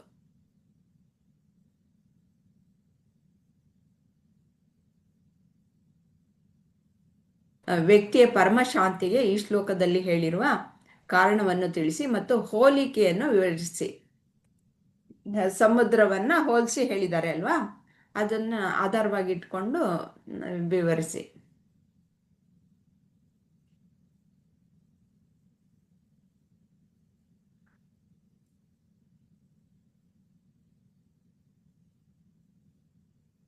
ಇಂದ್ರಮ್ಮ ಅವರಿದ್ದೀರಾ? ಕೇಳಿಸುತ್ತಾ? ಇವಾಗ ಕೇಳಿಸ್ ಹಾ, ಅಂದ್ರೆ ಸಮುದ್ರಕ್ಕೆ ಎಲ್ಲಾ ನದಿಗಳ ನೀರು ಹೇಗೆ ಹೋಗಿ ಸೇರ್ಕೊಂಡ್ರು ಕೂಡ ಅದು ಸ್ಥಿರವಾಗಿ ಇರ್ತದೋ, ಎಲ್ಲಾ ನದಿಗಳನ್ನ ಒಪ್ಕೊಂಡು ಹಪ್ಕೊಂಡು ತನ್ನದೇ ಆಗಿ ಮಾಡ್ಕೊಂಡ್ಬಿಡ್ತದೆ. ಸಮುದ್ರದಲ್ಲಿ ಅಷ್ಟೊಂದು ವಿಶಾಲತೆ, ಆಳ ಇರ್ತದೆ. ಹಾಗೆ ಈ ಎಲ್ಲಾ ಒಂದು ಇಂದ್ರಿಯ, ಅದು ಪ್ರಾಪಂಚಿಕವಾಗಿ ಏನೇ ಆಗಿದ್ರು ಕೂಡ ಎಲ್ಲಾ ಅರ್ಥಂತ ಆತ್ಮಜ್ಞಾನಿ ಏನ್ ಮಾಡ್ತಾನೆ, ಅದನ್ನೆಲ್ಲ ಒಪ್ಕೊಳ್ತಾನೆ. ಅದನ್ನ ಗೊತ್ತೇ ಆಗೋಲ್ಲ ಅವನ್ಗೆ ಹೊರಗಡೆ ಏನ್ ನಡೀತದೆ ಅಂತ. ಸ್ಥಿತಪ್ರಜ್ಞನಾಗಿರ್ತಾನೆ. ಅವ್ರು ಎಲ್ಲ ಯಾವ ಬೈಕೇನೂ ಇರೋದಿಲ್ಲ. ಯಾವ ಬೈಕೆ ಇದ್ರೂ ಕೂಡ ಆತನಿಗೆ ಆತ್ಮಜ್ಞಾನ ಇರ್ತದೆ. ಯೋಗಿ ಆಗಿರೋದ್ರಿಂದ ಯಾವುದು ಯಾವುದೇ ಒಂದು ಪ್ರಾಪಂಚಿಕ ಇದ್ದಂದ್ರೆ ಯಾವ ಇಂದ್ರಿಯಗಳಿಗೆ ಒಳಗಾಗೋದಿಲ್ಲ, ಯಾವ ಇಂದ್ರಿಯಗಳ ಆಸೆಗಳಿಗೆ ಒಳಗಾಗದೆ ಅವನು ಸ್ಥಿರವಾಗಿರ್ತಾನೆ ಮತ್ತು ಶಾಂತಿಯಾಗಿರ್ತಾನೆ. ಯಾಕೆಂದ್ರೆ ಅವನಿಗೆ ಆತ್ಮಜ್ಞಾನ ಗೊತ್ತಾಗಿದೆ. ತಾನು ಜ್ಞಾನಿ, ನಾನು ಅಂದ್ರೆ ನನಗೆ ಯಾವ ಒಂದು ಪ್ರಾಪಂಚಿಕ ಇದು ಬೇಡ ಅಂತ ಎಲ್ಲಾ ಜ್ಞಾನವನ್ನ ಹೊಂದಿದ್ದವನಿಗೆ ಇಲ್ಲಿ ಅರ್ಜುನನ್ಗೆ ಕೃಷ್ಣ ಹೇಳ್ತಾ ಇದ್ದಾನೆ, ಶ್ರೀಕೃಷ್ಣ ಪರಮಾತ್ಮ ಹೇಳ್ತಿದ್ದಾನೆ, ನೀನ್ ಯಾಕೆ ಮೋಹ ಆಗ್ತಿದ್ಯಾ? ನೀನ್ ಯಾರನ್ನೂ ಕೊಲ್ಲೋದಿಲ್ಲ, ಯಾರನ್ನೂ ಇದನ್ನು ಮಾಡೋದಿಲ್ಲ, ಅವ್ರಾಗ್ಲೇ ಎಲ್ಲ ಸತ್ತೋಗಿದ್ದಾರೆ. ಇಂಥ ಒಂದು ಸಂದರ್ಭದಲ್ಲಿ ನೀನು ಆತ್ಮಜ್ಞಾನಿಯಾಗಿ ಎಲ್ಲ ಸಮುದ್ರವನ್ನ ಸೇರ್ಕೊಳ್ಳೋ ರೀತಿಯಲ್ಲಿ ನೀನ್ ಎಲ್ಲರನ್ನೂ ಕೂಡ ನಿನ್ನ ಕರ್ತವ್ಯ ನೀನು ಮಾಡು ಅನ್ನೋ ಒಂದು ಉದ್ದೇಶದಿಂದ ಪರಮಾತ್ಮ ಏನ್ ಮಾಡ್ತಿದ್ದಾನೆ, ಇಲ್ಲಿ ಕೃಷ್ಣನ್ಗೆ ಹೇಳ್ತಾ ಇದ್ದಾನೆ, ಉಪದೇಶ ಹೇಳ್ತಾ ಇದ್ದಾನೆ. ಅದು ಒಂದು ಯುದ್ಧ ಕ್ಷೇತ್ರದಲ್ಲಿ ನಿಂತ್ಕೊಂಡು ಅರ್ಜುನನ್ಗೆ ಹೇಳ್ತಾ ಇದ್ದಾನೆ. ಅದೇ ತರ ಅರ್ಜುನ ಅಂದ್ರೆ ನಾವು ತಿಳ್ಕೊಳ್ತಕ್ಕಂತ ವಿಷಯಗಳನ್ನ ಪರಮಾತ್ಮ ಅಲ್ಲಿ ಏನ್ ಮಾಡ್ತಾ ಇದ್ದಾನೆ, ಅರ್ಜುನನಿಗೆ ಹೇಳ್ತಾ ಇದ್ದಾನೆ. ಅರ್ಜುನ ಕ್ವಶನ್ ಅಂದ್ರೆ ನಮ್ಮೆಲ್ಲರೂ ಪ್ರಶ್ನೆ ಅದೇ ಆಗಿರುತ್ತೆ, ನಮ್ ಜೀವನದಲ್ಲಿ ಬರ್ತದೆ. ನಾವ್ ಏನೇ ಒಂದು ಇದಕ್ಕೂ ನಿಗ್ರಹ ಮಾಡ್ಕೊಂಡು ಶಾಂತ ಚಿತ್ತರಾಗಿ ಸಮುದ್ರ ಹೇಗೆ ಇರ್ತದೆ ಹಾಗೆ ಕೂಡ ನೀವು ಇರ್ರಿ ಅಂತಕ್ಕಂತ ಒಂದು ಅಪೂರ್ವವಾದಂತಹ ಸಂದೇಶವನ್ನ ಕೊಟ್ಟಿದ್ದಾರೆ ಅಂತ ನನ್ಗೆ ಅನಿಸ್ತದೆ. ನೀವು ಹೇಳ್ತಾ ಇರೋದು ಏನಂದ್ರೆ ಎಲ್ಲ ಜೀವಿಗಳು ಸಹ ಹೋಗಿ ಸಮುದ್ರವನ್ನೇ ಸೇರೋದು ಇದ್ದೀರಾ? ಹೌದು. ಅಲ್ಲ, ಎಲ್ಲಾ ನದಿಗಳು ಸೇರ್ಕೊಂಡ ಹಾಗೆ ನಾವು ಎಲ್ಲಾ ಪ್ರಾಪಂಚಿಕ ಎಷ್ಟು ಪ್ರಾಣಿ ಪಕ್ಷಿಗಳಾಗಿರ್ಬೋದು, ಜೀವ ಜಂತುಗಳಾಗಿರ್ಬೋದು, ಪರಮಾತ್ಮನ್ ಸೇರ್ಕೊಳ್ತೀವಿ ಅಂತ. ಸರಿನಾ ಮೇಡಮ್? ಅದು ಒಂದು ಅರ್ಥದಲ್ಲಿ ಸರಿ. ಆದ್ರೆ ಇಲ್ಲಿ ಸ್ವಲ್ಪ ಬೇರೆ ರೀತಿಯಲ್ಲಿ ಹೇಳಿದ್ದಾರೆ, ಅದು ಖಂಡಿತ ಸರಿಯಾದ್ದೇ. ಆದ್ರೆ ಒಂದು ಶ್ಲೋಕದಲ್ಲಿ ಬೇರೆ ರೀತಿಯಲ್ಲಿ ಹೇಳ್ತಾ ಇದ್ದಾರೆ.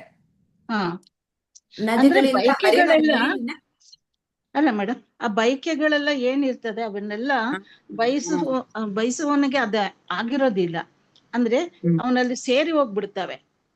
ಅಂದ್ರೆ ಯಾರ ಸೇರಿ ಹೋಗುವುದನ್ನು ಶಾಂತಿಯನ್ನು ಪಡೆಯುತ್ತಾನೆ ಅಂತ ಹೇಳ್ತಾ ಇದ್ದಾರೆ ಇಲ್ಲಿ. ಹೇಗೆ ಬೈಕೆಗಳೆಲ್ಲ ಯಾವುದೇ ಬರ್ಲಿ ಏನೇ ಹೋಗ್ಲಿ, ಸಮುದ್ರದ ಒಂದು ಲೆವೆಲ್ ಏನಿರುತ್ತೆ ಅದು ಸಾಗರದ್ದು ಒಂದೇ ಇರುತ್ತೆ. ಅದು ಮೇಲಕ್ಕೂ ಹೋಗಲ್ಲ, ಕೆಳಕ್ಕೂ ಹೋಗಲ್ಲ. ಆಮೇಲೆ ಸಮುದ್ರದಲ್ಲಿ ಎಲ್ಲ ಇದೆ, ಯಾವುದಿಲ್ಲ ಅದ್ರೊಳಗೆ. ಸಮುದ್ರದಲ್ಲಿ ಇರದಂತಹ ವಸ್ತುಗಳು ಯಾವುದೂ ಇಲ್ಲ. ಸಮುದ್ರದಲ್ಲಿ ಎಲ್ಲಾ ಸಿಗ್ತದೆ. ಆಳವಾಗಿ ನೋಡಿದಾಗ ನಾವು ಹೋದಾಗ ಸಮುದ್ರ ಹೇಗೆ ಎಲ್ಲವನ್ನ ಸ್ವೀಕಾರ ಮಾಡಿ, ಆದ್ರೆ ಯಾವುದೋ ಒಂದು ಮನುಷ್ಯನ ಬಾಡಿ ಹೋದ್ರೆ ತಾನು ಸಮುದ್ರ ಇಟ್ಕೊಳ್ಳಲ್ಲ ಮೇಡಮ್, ಹೊರಗಡೆ ದಡಕ್ಕೆ ಹಾಕ್ಬಿಡುತ್ತೆ, ತಂದು ಹಾಕ್ಬಿಡ್ತದೆ. ಹೀಗೆ ಅಲ್ಲಿರ್ತಕ್ಕಂಥ ಮುತ್ತು ರತ್ನಗಳಾಗಿರ್ಬೋದು ಅಥವಾ ಅನೇಕ ಪ್ರಪಂಚದಲ್ಲಿ ಮುಳುಗೋಗಿದೆ ಅಂತಕ್ಕಂಥ ಈ ಇದನ್ನ ಕೂಡ ನಾವು ನೋಡ್ತೇವೆ. ಅನೇಕ ಘನವಾದಂತ ವಸ್ತುಗಳು ಮತ್ತೆ ಪ್ರಾಣಿಗಳಿಗಂತ ಆಶ್ರಯ ನೀಡಿದೆ. ಅದರಲ್ಲಿ ಎಲ್ಲಾ ಜೀವನ ಮಾಡ್ತಕ್ಕಂತ ಇದನ್ನು ಕೂಡ ನಾವು ಕಲಿಬೋದಾಗಿದೆ. ಸಮುದ್ರ ಅಂದ ತಕ್ಷಣನೇ ಆ ಒಂದು ವಿಶಾಲವಾದಂತಹ ಇದನ್ನ ಅಪ್ಪಿಗೆಯನ್ನ ನಾವು ಅದರಲ್ಲಿ ನೋಡ್ತೇವೆ. ಹೀಗೆ ಕೃಷ್ಣ ಪರಮಾತ್ಮನಲ್ಲಿ ಕೂಡ ನಾವು ನೋಡ್ಲಿಕ್ಕೆ ಹೋದಾಗ ಅರ್ಜುನನ ಮೂಲಕ ನಮ್ಗೆ ಅರ್ಜುನಗಳ ನಾವುಗಳೇ ಆಗಿ ಪ್ರಶ್ನೆಗಳನ್ನು ಕೇಳ್ತಾ ಇದ್ದೇವೆ, ಉತ್ತರ ಪರಮಾತ್ಮ ಕೊಡ್ತಾ ಇದ್ದಾನೆ. ಅದನ್ನ ನಮ್ಮ ಶಕ್ತಿಗೆ ಅನುಸಾರವಾಗಿ ನಾವು ತಗೋಬಹುದು ಅಂತ ಅನಿಸ್ತದ ನನ್ಗೆ. ಹೆಚ್ಚಿಗೆ ಅರ್ಥ ಆಗ್ತಾ ಇಲ್ಲ ಇಷ್ಟೇ. ಹೆಚ್ಚಿಗೆ ಹೇಳ್ತಾ ಇದ್ದೀರಾ, ಕಡಿಮೆ ಏನ್ ಹೇಳಿಲ್ಲ, ಜಾಸ್ತಿನೇ. ಹಾಗೆ ಆದ್ರೆ ಇದ್ರಲ್ಲಿ ನನ್ಗೆ ಮೇಡಮ್ ಯಾವ ಬುಕ್ಸ್ ರೆಫರ್ ಮಾಡ್ತೀರಾ, ನಮ್ಗೊಂಚೂರು ಭಗವದ್ಗೀತೆ ಯಾವ ಬುಕ್ ತಗೋಬೇಕು ಅನ್ನೋದನ್ನ ಸ್ವಲ್ಪ ಯಾರಾದ್ರೂ ಹೇಳ್ಬೇಕಾಗ್ತದೆ. ಯಾಕಂದ್ರೆ ಯಾವ್ದು ಸಿಕ್ಕೋದು ಅದನ್ನ ಓದ್ತೀವಿ ನಾವು. ಯಾವ್ದೋ ಯಾವ್ದನ್ನ ಓದ್ತಾ ಇದ್ದೀರಾ ನೀವು? ಇಲ್ಲ ಮೇಡಮ್, ನಂದು ಕನ್ನಡ ಸಾಹಿತ್ಯ ಸಮ್ಮೇಳನದಲ್ಲಿ ಯಾವಾಗ್ಲೂ ತಗೊಂಡಿದ್ದು ಒಂದು ಬುಕ್ ಇದೆ, ಒಂದು ಪುಟಾಣಿ ಬುಕ್, ಇದು ಗೀತೆ ಕೈಗನ್ನಡಿ ಅಂತ ಹೇಳ್ಬಿಟ್ಟು, ಅದ್ರಲ್ಲಿ ಈ ಶ್ಲೋಕ ನಾನು ನೋಡ್ತಾ ಇದ್ದೇನೆ. ಎಲ್ಲರೂ ಚೆನ್ನಾಗಿ ಭಾಗಿಗಳಾಗ್ತಿದ್ದಾರೆ. ಆಮೇಲೆ ಬೇಕಾದಷ್ಟು ಬುಕ್ಗಳನ್ನು ತಗೊಳ್ತಾರೆ. ನಾನು ಒಂದಷ್ಟು ಆನ್ಲೈನ್ ಸರ್ಚ್ ಮಾಡ್ತೀನಿ. ಮತ್ತೆ ಒಂದು ಸಣ್ಣ ಗೀತಾ ಪ್ರೆಸ್ದು ಒಂದ್ ಸ್ವಲ್ಪ ಅದನ್ನ ಶ್ಲೋಕಗಳು ಹೇಳೋದಕ್ಕೆ ಪ್ರಾಕ್ಟೀಸ್ ಮಾಡೋದಕ್ಕೆ ನನಗೂ ಬರ್ತಾ ಇರ್ಲಿಲ್ಲ ಮೊದಲು. ಆ ಪ್ರಾಕ್ಟೀಸ್ ಆ ಬುಕ್ಕಿಂದ ನಾನು ಪ್ರಾಕ್ಟೀಸ್ ಮಾಡ್ಕೊಂಡೆ. ಮತ್ತೆ ಚಿನ್ಮಯ ಮಿಷನ್ ಗುರೂಜಿ ಇದಾರಲ್ಲ, ಅವರು ಹೇಳೋದನ್ನ ಕೇಳಿ ನಾನು ಕಲ್ತ್ಕೊಂಡಿರೋದು ಶ್ಲೋಕಗಳನ್ನೆಲ್ಲನು. ಅದು ನಿಮಗೆ ಸಿಗುತ್ತೆ, ಇದ್ರಲ್ಲಿ ಯೂಟ್ಯೂಬ್ ಅಲ್ಲಿ ಸಿಗುತ್ತೆ, ಚಿನ್ಮಯ ಮಿಷನ್ ಶ್ಲೋಕಗಳ ಕಲಿಯೋದಕ್ಕೆ. ನೀವು ಚೆನ್ನಾಗಿ ಹೇಳ್ತೀರಲ್ಲ ಇಂದ್ರಮ್ಮ, ಅವ್ರು ಚೆನ್ನಾಗಿ ಹೇಳ್ತೀರಾ, ಶ್ಲೋಕಗಳೆಲ್ಲ ಕಲ್ತಿದ್ದೀರಾ ನೀವು? ಕಲ್ತಿದ್ದೀನ ಮೀನ್ಸ್ ಇನ್ನ ಕಲಿತಾ ಇದ್ದೀವಿ. ಬಟ್ ಇಲ್ಲ ಮೇಡಮ್, ಅದೇ ರೆಫರೆನ್ಸ್ ಬೇಕು ಅಂತಂದ್ರೆ ನಮ್ಮ ಇದ್ರಲ್ಲಿ ಲೈಟ್ ಆಫ್ ದಿ ಸೆಲ್ಫ್ ಅಲ್ಲಿ ಇದು ಫಾಲೋ ಮಾಡೋದು ಚಿನ್ಮಯ ಮಿಷನ್ ಅದೇ. ಅಲ್ಲಿ ಏನಾದ್ರು ಸಿಕ್ಕಿದ್ರೆ ನೋಡಿ, ನಿಮ್ಗೆ ಸಿಗ್ಬಹುದೇನೋ ಅಲ್ಲೂವೆ. ಮತ್ತೆ ಯಾವುದೇ ಒಂದು ಇದನ್ನ ಆಗ್ಬೇಕಾದ್ರೆ ಪುಸ್ತಕಗಳು ಬೇಕಾಗುತ್ತೆ, ಬುಕ್ಸ್ ರೆಫರೆನ್ಸ್ ಇಲ್ಲ ಆದ್ರೆ. ಹೌದು. ಅಷ್ಟೊಂದು ನಮ್ಗೆ ಇದು ಹೊಳೆ ನರಸೀಪುರದ ಒಂದು ಇರುತ್ತೆ, ಹೊಳೆ ನರಸೀಪುರ ಅವ್ರದ್ದು ಚೆನ್ನಾಗಿರುತ್ತೆ. ಹೊಳೆ ನರಸೀಪುರದಲ್ಲಿ ಯಾರು ಬರ್ದಿರೋದು ಮೇಡಮ್? ಅವರ ಗುರೂಜಿ ಅವರ ಹೆಸರು ಏನು? ಚಿನ್ಮಯ ಮಿಷನ್ ಅಲ್ಲಿ ದ ಹೋಲಿ ಗೀತಾ, ಅದು ಸಚ್ಚಿದಾನಂದ ಸರಸ್ವತಿ, ತುಂಬಾ ಚೆನ್ನಾಗಿ ಇದೆ. ಅದು ಯಾವುದು madam? The Holy Gita, Chinmaya Mission ಅವ್ರದ್ದು. ಕನ್ನಡ ಬೇಕು ನಮಗೆ? ಕನ್ನಡದಲ್ಲೇ ಸಿಗತ್ತೆ ಮ್ಯಾಮ್, ಎಲ್ಲಾ ಲ್ಯಾಂಗ್ವೇಜ್ ಸಿಗತ್ತೆ, ತಮಿಳು, ಕನ್ನಡ, ಮರಾಠಿ, ಹಿಂದಿ, ಇಂಗ್ಲಿಷ್ ಎಲ್ಲ ಸಿಗತ್ತೆ ಮ್ಯಾಮ್. ಅದು ಆನ್ಲೈನ್ ಅಲ್ಲೇ ಹಾಕಿ ಮ್ಯಾಮ್, ಅದು ಅಮೆಝಾನ್ ಅಥವಾ ಇದ್ರಲ್ಲೇ ಹಾಕಿ, ಆಚೆಗಿಂತ ಕಡಿಮೆ ಸಿಗತ್ತೆ. The Holy Gita, Chinmaya Mission ಅವ್ರದ್ದು, ಸ್ವಾಮೀಜಿಗಳದ್ದು. ತುಂಬಾ ನಮ್ಮಂತವ್ರಿಗೆ ಅರ್ಥ ಆಗುವಂತದ್ದು ದೊಡ್ಡ ಪುಸ್ತಕ ಅದು. ಅದರಲ್ಲಾದ್ರೆ ನಿಮ್ಗೆ ಸ್ವಲ್ಪ ಕಡಿಮೆಗೆ ಸಿಗತ್ತೆ. ಡೈರೆಕ್ಟ್ ಸ್ಟೋರ್ಸ್ ಅಲ್ಲಿ ತಗೊಳಕ್ಕಿಂತ ಆನ್ಲೈನ್ ಅಲ್ಲಿ ಹಾಕಿದ್ರೆ ನೀವು ಫ್ಲಿಪ್ಕಾರ್ಟ್ ಅಥವಾ ಇದು ಅಮೆಝಾನ್ ಅಲ್ಲಿ ಚೆಕ್ ಮಾಡಿ ಯಾವ್ದ್ರಲ್ಲಿ ಕಡಿಮೆ ಇದೆ ಅಂತ ನೋಡ್ಕೊಂಡ್ ತಗೋ. ಹೋಲಿ ಗೀತಾ, ಚಿನ್ಮಯ ಮಿಷನ್ ಅವ್ರದ್ದು. ಅದು ದಪ್ಪ ಪುಸ್ತಕ. ನಮ್ಮಂತ ಏನೂ ಬರ್ದಿರೋ ಅವ್ರಿಗೆ, ಅದ್ ರಿವ್ಯೂಸ್ ಎಲ್ಲ ನೋಡಿದೀನಿ, ಏನೂ ಬರ್ದಿರೋರ್ಗುನು ಅದು ಅಷ್ಟು ಚೆನ್ನಾಗಿ ಸ್ವಾಮೀಜಿಗಳದು ಅಷ್ಟು ಚೆನ್ನಾಗಿದೆ. ಅದು ಟ್ರೈ ಮಾಡಿ, ನೀವ್ ಒಂದ್ಸತಿ ನೋಡಿ, ರಿವ್ಯೂಸ್ ಎಲ್ಲ ನೋಡಿ. Thank you. ಆಂಟಿ ಏನೋ ಹೇಳ್ತಾ ಇದ್ರು ಕೇಳಿ, ಯಾಕಂದ್ರೆ ಅವ್ರು ತುಂಬಾ ಪುಸ್ತಕ ಓದ್ತಾರೆ, ಅವ್ರೇ ಹೇಳೋದು. ಇದು ಸಚ್ಚಿದಾನಂದೇಂದ್ರ ಸರಸ್ವತಿ ಅಂತ ಬಿಟ್ಟು ಹೊಳೆ ನರಸೀಪುರ ಹೇಳದ್ನಲ್ಲ, ದೊಡ್ಡ ಬುಕ್ ಅದು. 2 ವಾಲ್ಯೂಮ್ ಇದೆ. ನಿಮ್ಗೆ ಸಾಧ್ಯ ಆದ್ರೆ ತರಿಸ್ಕೊಳ್ಳಿ. ಇಲ್ಲ ಅಂತಂದ್ರೆ ಇದ್ಯಾವ್ದು ಸುಮತಿ ಹೇಳಿದ್ದು, ನನ್ಗೂ ಒಂದ್ ಬೇಕಾದ್ರೆ ನಾನು ಸುಮತಿ ನನ್ಗೂ ಒಂದ್ ಇದ್ ಮಾಡ್ಕೊಟ್ಬಿಡಿ, ನನ್ಗೆ ರೆಫರೆನ್ಸ್. ಓಕೆ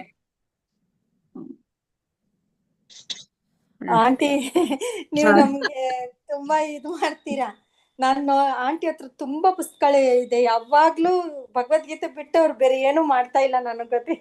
ಅವ್ರು ನಂಗೆ ನೇಪರ್ ಸಹ ಅವರು ತುಂಬಾ ಅಂದ್ರೆ ಅವರು, ನಾನು ಹೇಳೋದೇ ಕಡಿಮೆ, ಸುಮ್ನೆ ನಮ್ಗೆ ಇದು ಮಾಡ್ತಾರೆ ಅವರು ಎಲ್ಲಾರ ಮುಂದೆ. ಅದನ್ನು ಅದ್ರ ಪ್ರಭಾವ ನೀವು ತುಂಬಾ ನಾಲೆಡ್ಜ್ ಇದೆ ನಿಮ್ಗೂ, ಚೆನ್ನಾಗಿ ಇದಾಗ್ತಾ ಇದೆ. ಇಲ್ಲ ಆಂಟಿ, ಜೀವನದ ಅನುಭವ ಅಷ್ಟೇ ನಮ್ಗೆ. ಇನ್ನ ಭಗವದ್ಗೀತೆದ ಅನುಭವ ಆದ್ರೆ ನಮ್ ಜೀವನ ಇನ್ನೂ ಸ್ವಲ್ಪ ಚೆನ್ನಾಗಿ ಮಾಡ್ಕೋಬಹುದು. ಆಗುತ್ತೆ. ನೆಕ್ಸ್ಟ್ ಶ್ಲೋಕಕ್ಕೆ ಹೋಗೋಣವಾ? ಮೇಡಮ್. 71ನೇ ಶ್ಲೋಕ. ವಿಹಾಯ ಕಾಮಾನ್ ಯಸ್ ಸರ್ವಾನ್ ಪುಮಾನ್ಸ್ ಚರತಿ ನಿಸ್ಪೃಹಃ ನಿರ್ಮಮೋ ನಿರಹಂಕಾರಃ ಸ ಶಾಂತಿಂ ಅಧಿಗಚ್ಚತಿ. ಎಲ್ಲ ಭೌತಿಕ ಆಸೆಗಳನ್ನು ತ್ಯಜಿಸಿ ದುರಾಶೆ, ಮಾಲೀಕತ್ವ ಮತ್ತು ಅಹಂಕಾರದಿಂದ ಮುಕ್ತನಾಗಿ ಬದುಕುವ ವ್ಯಕ್ತಿಯು ಪರಿಪೂರ್ಣ ಶಾಂತಿಯನ್ನು ಪಡೆಯುತ್ತಾನೆ. ಆಮೇಲೆ ಇನ್ನೊಂದು ವಿಷಯ ನಾ ಹೇಳಬೇಕು ಅಂತ ಅನಿಸ್ತು. ಈಗ ನಾವು ಬುಕ್ಸ್ ರೆಫರ್ ಮಾಡ್ತೀವಿ, ಆದರೆ ನೀವು ಈ AVSCಗೂ ನೀವು ಅಟೆಂಡ್ ಆಗ್ತೀರಲ್ಲ, ಆ ಜ್ಞಾನನೇ ಸಾಕು ಇದನ್ನ ತಿಳ್ಕೊಳ್ಳೋದಕ್ಕೆ. ನಾನು ಪೂರ್ತಿ ಅದ್ರ ಮೇಲೆ ಡಿಪೆಂಡ್ ಆಗಿರೋದು. AVSC ನಾ ಏನ್ ಕಲ್ತಿದ್ದೀನೋ ಅದೇ ನಂಗೆ ಕಾಣಿಸ್ತಾ ಇರೋದು. ವೇದಾಂತ ಸ್ಟಡಿ ಸರ್ಕಲ್ ಅಲ್ಲಿ ನೀವು ಕಲಿತಾ ಇದ್ದೀರಲ್ಲ, ತತ್ವಬೋಧ ಕಲಿತಾ ಇದ್ದೀರಲ್ಲ, ಅದನ್ನ ಪೂರ್ತಿ ನೀವು ಪೂರ್ತಿ ಭಗವದ್ಗೀತೆಯನ್ನ ಒಂದಿಷ್ಟು ಬಿಡದೆ ನೀವು ಅರ್ಥೈಸ್ತೀರ.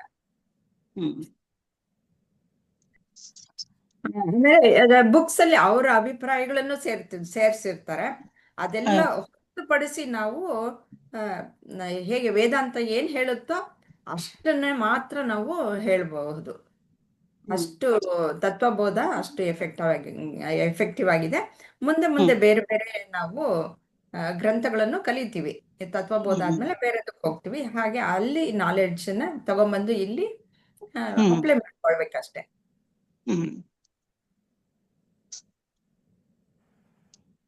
ಎಲ್ಲ ಭೌತಿಕ ಆಸೆಗಳನ್ನು ತ್ಯಜಿಸಿ ದುರಾಶೆ, ಮಾಲೀಕತ್ವ ಮತ್ತು ಅಹಂಕಾರದಿಂದ ಮುಕ್ತನಾಗಿ ಬದುಕುವ ವ್ಯಕ್ತಿಯು ಪರಿಪೂರ್ಣ ಶಾಂತಿಯನ್ನು ಪಡೆಯುತ್ತಾನೆ ಅಂತ ಹೇಳಿದೆ.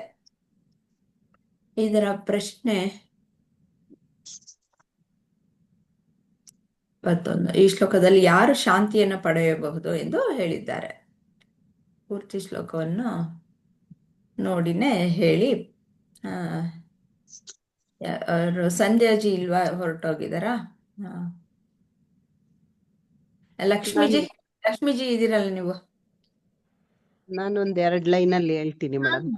ಹೇಳಿ ಖಂಡಿತ ಹೇಳಿ.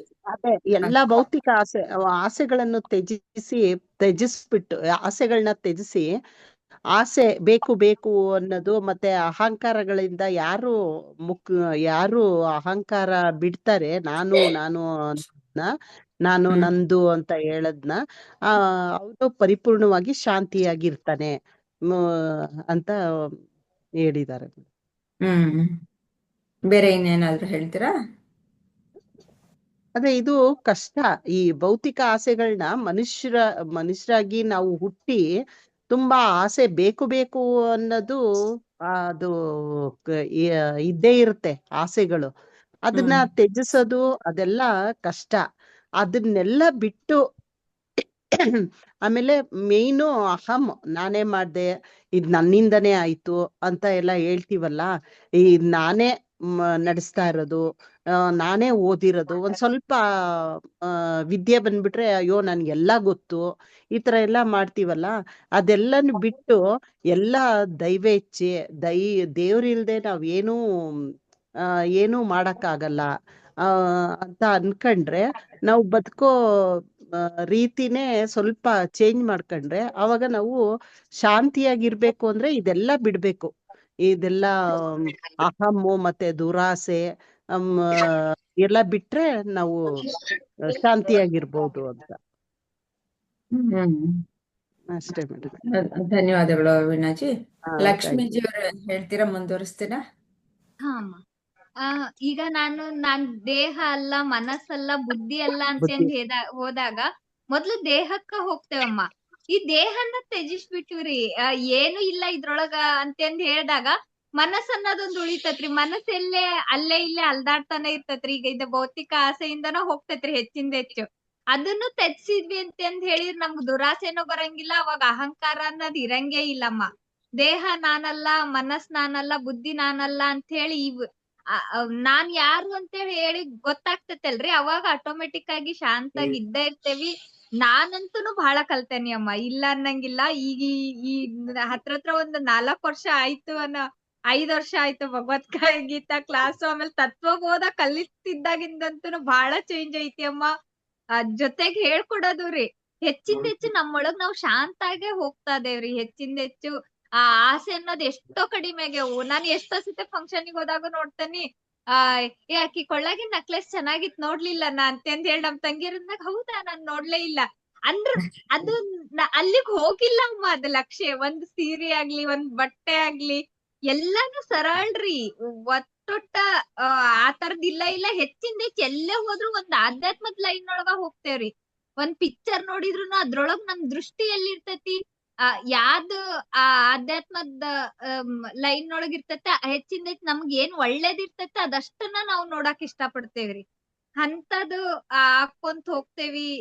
ದೇಹ ಮನಸ್ಸು ಬುದ್ಧಿ ನಾನಲ್ಲ ಅಂತೇಳಿ ಹೋದಾಗ ಇದಕ್ಕೆಲ್ಲ ಎಕ್ಸಾಂಪಲ್ ಯಾರು ಬೇಡ್ರಿ, ನಮ್ ಕಣ್ಣೆದ್ರಿಗಿರೋ ಪ್ರಭು ಗುರುಜಿ ಆಗಿರ್ಬೋದು, ಅಥವಾ ನಮ್ ವಿಜಯ್ ಭಾವ ವಿಜಯ್ ಗುರುಜಿ ವಿಜಯ್ ಭಾವರಮ್ಮ ಅವರು ಪರವಾಗಿಲ್ಲ ಹೇಳಿ. ಎಷ್ಟು ಶಾಂತ ಬಾಪರೆ. ಅವ್ರು ಇರೋದ್ ನೋಡಿದ್ರೆ ನಮ್ಗೊಂದ್ ಎಕ್ಸಾಂಪಲ್ ಹಂಗಮ್ಮ. ಎಷ್ಟ್ ಆಟೋಮೆಟಿಕ್ ಅದ್ ಶಾಂತತೆ ಬಂದ್ಬಿಡ್ತೈತಿ ಅಂತಂದ್ ಹೇಳಿ ಅನ್ಕೊಂತೇನೆ ಅಮ್ಮ. ಇವೆಲ್ಲಾ ಸತ್ಸಂಗದೊಳಗ್ ಇರೋದ್ರಿಂದ, ಇಂಥವೆಲ್ಲಾ ಕಲಿತಿರೋದ್ರಿಂದ ನಮ್ ಒಳಗಿಂದ ಅಹಂಕಾರ ಎಲ್ಲಾ ಬಿಟ್ಟು ಹೋಗ್ತೈತಲ್ರಿ ನಾನು ಅನ್ನೋದು. ಅವಾಗ ನಾವ್ ಶಾಂತ ಆಗ್ತೇವಿ ಅಂತ ಹೇಳಿ ಹೇಳ್ಕೊಡ್ತಾ ಇದಾರ ಅಂತೇಳಿ ಹಂಗ ಅನಿಸ್ತಮ್ಮ ನನಗ.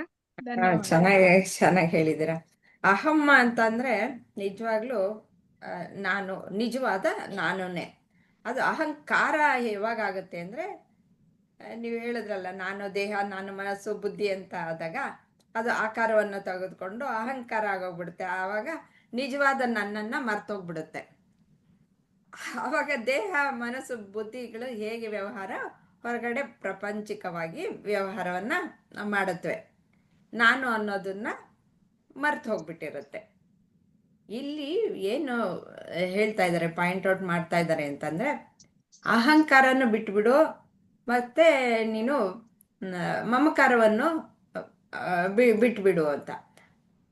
ಅಹಂಕಾರ ಅಂದ್ರೆ ನಾನು ಅನ್ಕೊಳ್ಳೋದೇನು ದೇಹ ಮನಸ್ಸು ಬುದ್ಧಿ ಅಂತ ಬಿಟ್ಟು, ಅಂದ್ರೆ ದೇಹಕ್ಕೆ ಬೇಕಾಗುವಂತಹದ್ದು, ಅಥವಾ ದೇಹ ಅನ್ಕೊಂಡಾಗ ಏನು, ನಾನು ಹುಟ್ಟದೆ ಬೆಳೆದೆ, ನನಗೆ ಕಾಯಿಲೆಗಳು ಬರುತ್ತೆ, ನನಗೆ ವಯಸ್ಸಾಗತ್ತೆ, ಸತ್ತೋಗ್ತೀನಿ ಅನ್ನೋ ಭಾವನೆಗಳನ್ನ ಹಿಡ್ಕೊಂಡಿರ್ತೀನಿ. ಅಥವಾ ಹೆಂಗಸು ಗಂಡಸು ಈ ರೀತಿಯಲ್ಲಿ ಬದುಕನ್ನ ತಿಳ್ಕೊಳ್ತೀನಿ. ಮನಸ್ಸು ಅಂದ್ಕೊಂಡಾಗ ನನಗೆ ಸುಖ ದುಃಖಗಳು ಬರುತ್ತವೆ ಹೋಗುತ್ತವೆ, ಈ ರೀತಿಯಲ್ಲಿ ನಾನು ಸಂಕಟವನ್ನ ಅನುಭವಿಸ್ತೀನಿ ಅಂತಂದ್ಬಿಟ್ಟು ಅನ್ಕೊಳ್ತೀನಿ. ಬುದ್ಧಿ ಅಂತ ಅನ್ಕೊಂಡಾಗ್ಲೂ ನನಗೆ ಕಡಿಮೆ ಜ್ಞಾನ ಇದೆ ಅಂತಲೋ ಅಥವಾ ಜಾಸ್ತಿ ಇದೆ ಅಂತಲೋ ಈ ರೀತಿಯಲ್ಲಿ ನನ್ನನ್ನ ನಾನು ತಿಳ್ಕೊಳ್ತೀನಿ. ಅದು ಅಹಂಕಾರ. ಅದನ್ನ ಬಿಟ್ಬಿಡು, ನೀನು ನಿಜವಾಗ್ಲೂ ನೀನು ಆತ್ಮ ಅನ್ನೋದನ್ನ ತಿಳ್ಕೊ. ಮತ್ತೆ ಮಮಕಾರ ಅಂದ್ರೆ ನನಗೆ ಏನು ಸಂಬಂಧಪಟ್ಟಿದ್ದು, ನನ್ನ ಬಂಧುಗಳೇ ಇರಬಹುದು, ಅಥವಾ ನನಗೆ ಇರುವಂತಹ ವಸ್ತುಗಳು, ಏನು ನಾನು ಗಳಿಸಿರುವ ವಸ್ತುಗಳು, ಅಥವಾ ನನಗೆ ಸೇರಿದಂತಹ ವಸ್ತುಗಳು, ಮತ್ತೆ ನನಗೆ ಸಂಬಂಧಪಟ್ಟಿರುವಂತಹ ವ್ಯಕ್ತಿಗಳು, ಇವೆಲ್ಲದರ ಬಗ್ಗೆ ಇರುವಂತಹ ನನ್ನ ಒಂದು ಆಕಾಂಕ್ಷೆ, ಬಾಂಧುತ್ವ, ಅದು ಮಮಕಾರವಾಗಿ ಇರುತ್ತೆ. ಅವುಗಳನ್ನ ಬಿಟ್ಟು ಬಿಡು. ಯಾಕೆಂದ್ರೆ ಅವುಗಳು ಎಲ್ಲವೂ ಸಹ ಸೀಮಿತವಾದದ್ದು, ಬದಲಾವಣೆ ಆಗುವಂತಹದ್ದು. ದೇಹ ಮನಸ್ಸು ಬುದ್ಧಿ ಬದಲಾಗುತ್ತೆ. ಮತ್ತೆ ನಮ್ಮ ಬಿಲಾಂಗಿಂಗ್ಸ್ ಏನಿರುತ್ತೆ, ನಮ್ಮ ಬಂಧು ಬಾಂಧವರೇ ಆಗಬಹುದು, ಅಥವಾ ನಾವು ಹೊಂದಿರುವಂತಹ ವಸ್ತುಗಳೇ ಆಗಿರಬಹುದು, ಅವೆಲ್ಲವೂ ಬದಲಾವಣೆಗೆ ಒಳಪಟ್ಟಿದ್ದೆ. ಅದರಿಂದ ಅದು ಶಾಶ್ವತವಾದ ಸುಖವನ್ನ ಕೊಡಲ್ಲ. ಅದನ್ನೆಲ್ಲ ಬಿಟ್ಟಾಗ ಮಾತ್ರ ನೀನು ಪೂರ್ತಿ ಶಾಂತಿಯನ್ನ ನಿನ್ನನ್ನು ನೀನು ಕಂಡುಕೊಂಡಾಗ ಅಲ್ಲಿ ಶಾಂತಿಯನ್ನ ಹೊಂದುತ್ತೀಯ. ಹಾಗೆ ಪರಿಪೂರ್ಣನಾದ ವ್ಯಕ್ತಿ ಅದನ್ನ ಕಂಡುಕೊಂಡಿರ್ತಾನೆ ಅಂತ ಹೇಳ್ತಾ ಇದ್ದಾರೆ. ಇದರಲ್ಲಿ ಏನಾದರೂ ಸಂಶಯ ಇದೆಯಾ? ಯಾರಾದ್ರೂ ಏನಾದ್ರೂ ಸೇರಿಸ್ತೀರಾ? ನಿಮ್ಮ ಎಕ್ಸ್ಪೀರಿಯನ್ಸಸ್ ಹೇಳ್ತೀರಾ?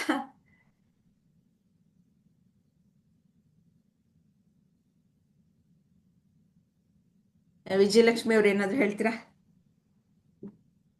ಇಲ್ಲ ಮೇಡಮ್, ಇಲ್ಲಿ ಇರೋದು ಅಂದ್ರೆ, ಅರ್ಜುನ ತನ್ನ ಅಧಿಕಾರ ಆಗ್ಲಿ ಅಥವಾ ಅಧಿಕಾರದ ಸಲುವಾಗಿ ಆಗ್ಲಿ, ರಾಜ್ಯ ಬೇಕೆಂಬ ಆಸೆಯಿಂದ ಆಗ್ಲಿ ಅವನು ಯುದ್ಧ ಮಾಡ್ಲಿಲ್ಲಲ್ಲ.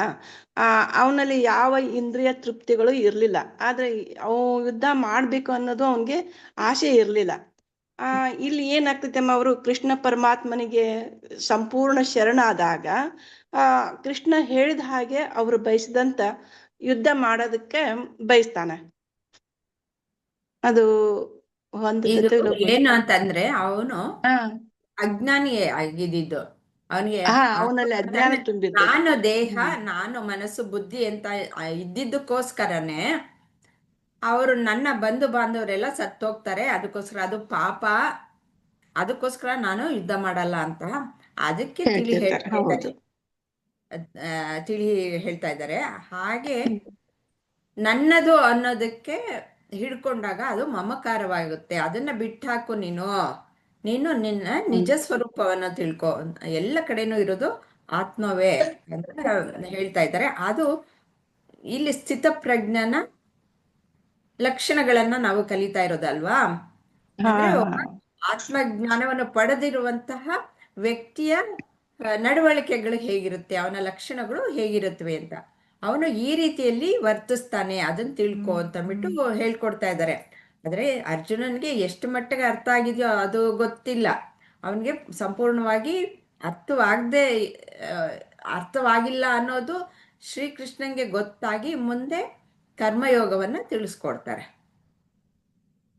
ಯಾಕೆ ನೀನು ಇಲ್ಲಿಂದ ಹೋಗು, ABCD ಇಂದ ಕಲಿ, I ಇಂದ ಕಲಿ ಅಂತಂದ್ಬಿಟ್ಟು ಕರ್ಮಯೋಗವನ್ನ ತಿಳಿಸ್ಕೊಡ್ತಾರೆ. ಆಮೇಲೆ ನಿನಗೆ ಕರ್ಮಯೋಗ ಮಾಡ್ತಾ ಮಾಡ್ತಾ ಮಾಡ್ತಾ ನಿನಗೆ ಆತ್ಮಜ್ಞಾನ ಲಭ್ಯವಾಗತ್ತೆ ಅಂತ.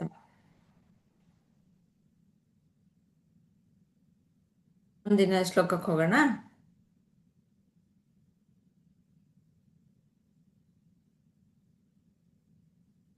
ಏಷಾ ಬ್ರಾಹ್ಮಿ ಸ್ಥಿತಿ ಪಾರ್ಥ ನೈನಾಂ ಪ್ರಾಪ್ಯ ವಿಮೋಹ್ಯತಿ ಸ್ಥಿತ್ವಾಸ್ಯಾಂ ಅಂತಕಾಲೇಪಿ ಬ್ರಹ್ಮ ನಿರ್ವಾಣಂ ರುಚ್ಯತಿ. ಓ ಪಾರ್ಥ, ಜ್ಞಾನೋದಯವಾದ ಆತ್ಮದ ಸ್ಥಿತಿ ಏನೆಂದರೆ ಅದನ್ನು ಸಾಧಿಸಿದವನು ಮತ್ತೆ ಎಂದಿಗೂ ಭ್ರಮೆಗೆ ಒಳಗಾಗುವುದಿಲ್ಲ.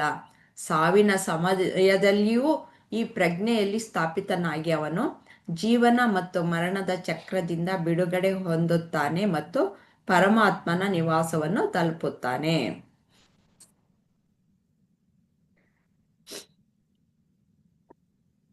ಸುಮತಿ ಅಟೆಂಪ್ಟ್ ಮಾಡ್ಬೋದಾ? ಆಂಟಿ ಇದು ಪ್ರಶ್ನೆ ಒಂದ್ಸತಿ ನೋಡ್ಬಿಡೋಣ ಏನಿದೆ. ಹೇಳಿ. ಬ್ರಹ್ಮಜ್ಞಾನಿ ಯಾರು? ಬ್ರಹ್ಮಜ್ಞಾನಿ ಅಂದ್ರೆ ಯಾರು? ಅವನ ಅಂತ್ಯಕಾಲದಲ್ಲಿ ಹೇಗಿರುತ್ತಾನೆ? ಇವಾಗ ಈ ಎಲ್ಲಾ ಶ್ಲೋಕಗಳಲ್ಲಿ ಯಾವ ತರ ಈ ಬ್ರಹ್ಮಜ್ಞಾನಿ ಅಂದ್ರೆ ಯಾರು, ಹೇಗಿರ್ತಾನೆ, ಯಾವ ಏನೆಲ್ಲ ಮಾಡಿದಾಗ ಆ ಪರಿಸ್ಥಿತಿಗೆ ಆ ಸ್ಥಿತಿಗೆ ಬರ್ತಾನೆ ಅನ್ನೋದು ಎಲ್ಲಾ ಶ್ಲೋಕಗಳೇ ಡೀಟೇಲ್ ಆಗಿ ಹೇಳಿದ್ದಾರೆ. ಇವಾಗ 3 ತರ ಇದೆ. ಒಂದು ವೇಕಿಂಗ್ ಸ್ಟೇಟು, ಒಂದು ನಾನ್ ಬರ್ಕೊಂಡಿದ್ದೀನಿ ಆಂಟಿ, ಅದನ್ನೇ ನೋಡಿ ಹೇಳ್ತಾ ಇದ್ದೆ. ಡ್ರೀಮರ್ ಸ್ಟೇಟು ಮತ್ತೆ ಡೀಪ್ ಸ್ಲೀಪರ್ ಅಂತ ಇರುತ್ತೆ. ಅದು 3 ಸ್ಟೇಟ್ಸ್ ಆಫ್ ಕಾನ್ಶಿಯಸ್ನೆಸ್.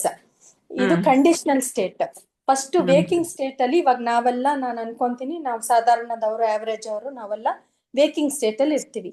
ಏನು ಅಂದ್ರೆ ಇದು ನಮ್ಗೆ ಕನ್ಫ್ಯೂಷನ್, ನಮ್ಗೆ ಗೊತ್ತಿಲ್ಲ, ಇಗ್ನೋರೆನ್ಸು, ಯಾವ್ದು ಏನು ಹೇಗೆ ಅಂತ ಗೊತ್ತೇ ಇಲ್ಲ, ಜ್ಞಾನನೇ ಇಲ್ಲ. ನಾವ್ ಇರೋದೇ ನಿಜ ಅನ್ಕೊಂಡು. ಈ ಹಿಂದಿನ ಶ್ಲೋಕದಲ್ಲಿ ಒಂದು ಆಡ್ ಮಾಡ್ಕೋಬೇಕು, ಒಂದು ಹೇಳ್ಬೇಕು ಅನ್ಸ್ತು ನನ್ಗೆ. 2.71 ಅಲ್ಲಿ ಎಲ್ಲಾ ಕನ್ನಡ ಹಾಡುಗಳಲ್ಲಿ, ಹಿಂದಿ ಹಾಡುಗಳು ಎಲ್ಲಗಳಲ್ಲಿ ಅದು ಬಂದಿರೋದು. ಏನಂದ್ರೆ ನಾವು ನಾಟಕ ಮಾಡೋ ತರ ನಾವು ಬಂದಿರೋದು. ನಾವು ಸ್ಟೇಜ್ ನಾವು ಚಿಕ್ಕ ವಯಸ್ಸಿಂದ ಇದು ಕೇಳ್ಕೊಂಡ್ ಬಂದಿರೋದು. ಇವಾಗ ಇದು ಅಪ್ಲೈ ಮಾಡ್ಬೇಕು. ನಾಟಕದ ತರ ನಾವು ಈ ಸ್ಟೇಜ್, ಈ ಪ್ರಪಂಚ, ನಾವು ನಮ್ಮ ಪಾತ್ರ ಏನಿದೆಯೋ, ನಮ್ಮ ಹೆಸರು ಕೊಟ್ಟಿರೋ ಅಂತ ಪಾತ್ರಗಳು ನಾವು ಸ್ಟೇಜ್. ಇಲ್ಲಿ ನಾವು ಪಾತ್ರ ಎಷ್ಟು ಮಾಡ್ಬೇಕು ಅಷ್ಟು ಮಾಡಿದ್ಮೇಲೆ ನಮ್ದ ಕರ್ತವ್ಯನೇ ನಮ್ ಪಾತ್ರ. ಇಲ್ಲಿ ಯಾವ ಇದು ಕೊಟ್ಟಿದಾರೋ ಅದು ಎಲ್ಲಾ ಟುವರ್ಡ್ಸ್ ಎವ್ರಿಥಿಂಗ್ ನಮ್ದು ಡ್ಯೂಟಿ ಮಾಡ್ಬೇಕು. ಅದ್ ಮಾಡ್ತಾನೆ ನಾವು ಆ ಟಾರ್ಟೈಸ್ ಒಂದು ಎಕ್ಸಾಂಪಲ್ ನಾನು ಒಂದು ಕ್ಲಾಸಲ್ಲಿ ನಾನು ಓದಿದ್ದನ್ನೇ ಹೇಳಿದ್ದೆ. ಯಾವ ತರ ಒಂದು ಮೇಲೆ ಹಾರ್ಡ್ ಶೆಲ್ ಇರುತ್ತೆ, ಒಳಗೆಲ್ಲ ಅದು ಸೆನ್ಸ್ ಆರ್ಗನ್ಸ್, ಅದು ಕೈ ಕಾಲು ಅದೆಲ್ಲ ಏನಿದೆಯೋ ಅದನ್ನ ಆಚೆ ಪ್ರಪಂಚಕ್ಕೆ ಬಂದಾಗ ಬೇರೆ ಡೇಂಜರ್ ಬಂದ ತಕ್ಷಣ ಅದನ್ನೆಲ್ಲ ಒಳಗಿಟ್ಕೊಂಡ್ಬಿಡುತ್ತೆ. ಅದೇ ತರ ನಮ್ಮ ವಿಚಾರ, ನಮ್ಮ ವಾಸನೆ ಅಂತೀವಲ್ಲ, ನಮ್ಮ ಡಿಸೈರ್ಸ್, ಬೇಕಿರೋದು ಬೇಡದಿರೋದನ್ನ ನಾವು ಆಚೆ ಬಂದಾಗ ಅದ್ರ ಮೇಲೆ ಆಸೆ ಇದ್ರ ಮೇಲೆ ಆಸೆ, ಇದು ಬೇಕು ಅದು ಬೇಕು ಅನ್ನೋವಾಗ ನಮ್ಮ ಇಂಟೆಲೆಕ್ಟ್ ವಿಸ್ಡಮ್ ಅದನ್ನ ಉಪಯೋಗಿಸಿ ಇದು ಬೇಡದಿರೋದು ಅಂತ ತಕ್ಷಣ ಅದನ್ನ ಕಂಟ್ರೋಲ್ ತಗೋಬೇಕು ಅಂತ ಟೆಸ್ಟ್ ತರ. ಅದೇ ತರಾನೇ ನಾವು ನಾಟಕ ಮಾಡಕ್ ಬಂದಿದೀವಿ. ಆ ನಾಟಕ ಪಾತ್ರ ಮುಗ್ದ ತಕ್ಷಣ ನಾವ್ ಯಾರು, ನಾವ್ ಒಳಗೆ ಸೆಲ್ಫ್ ಅನ್ನ ನಾವ್ ನೋಡ್ಕೋಬೇಕು. ಆ ಸೆಲ್ಫ್ ಇದೆಲ್ಲ ಮಾಡಿದಾಗ ಈ ಸ್ಥಿತಪ್ರಜ್ಞರ್ ಆಗ್ತೀವಿ. ಈ ಶ್ಲೋಕದಲ್ಲಿ ಏನಂದ್ರೆ ಇದೆಲ್ಲ ಒಂದ್ 2, 3, 17 ಶ್ಲೋಕ ಏನೋ ಬರುತ್ತಂತೆ. ಸ್ಥಿತಪ್ರಜ್ಞ ಅಂದ್ರೆ ಯಾರು ಅಂತ ಅರ್ಜುನ ಕೇಳೋ ಪ್ರಶ್ನಕ್ಕೆ 17 ಶ್ಲೋಕದಲ್ಲಿ ಕೃಷ್ಣ ಹೇಳೋ ಸಮಾಧಾನ. ಅದೆಲ್ಲ ಮಾಡಿದಾಗ ಕರೆಕ್ಟಾಗಿ ಅದ್ ಪಾಲನೆ ಮಾಡ್ಕೊಂಡ್ ಬಂದಾಗ ನಾವು ಸ್ಥಿತಪ್ರಜ್ಞರ್ ಆಗ್ತೀವಿ. ಸ್ಥಿತಪ್ರಜ್ಞರು ಅಂದ್ರೆ ಯಾರು ಅಂದ್ರೆ ವೇಕಿಂಗ್ ಸ್ಟೇಟ್ ಆಯ್ತು. ನಾವು ಇಗ್ನೋರೆನ್ಸ್ ಸ್ಟೇಟ್ ಇಂದ ಬಂದ್ಮೇಲೆ ನೆಕ್ಸ್ಟ್ ಸ್ಟೇಜ್ ಇಗ್ನೋರೆನ್ಸ್ ಹೋದ್ಮೇಲೆ ಡ್ರೀಮರ್ ಸ್ಟೇಟ್. ಡ್ರೀಮರ್ ಅಂದ್ರೆ ಏನು? ವೇಕರು, ಸ್ಲೀಪು, ಡೀಪ್ ಸ್ಲೀಪು. ನೀವ್ ಹೇಳ್ತೀರಲ್ಲ ಅಂತ ಯಾವಾಗ್ಲೂ ಹೇಳ್ತೀರಾ ನನ್ಗೆ ಅದು. ಈ ಡ್ರೀಮರ್ ಅಲ್ಲಿ ಕನ್ಫ್ಯೂಷನ್ ಇರುತ್ತೆ.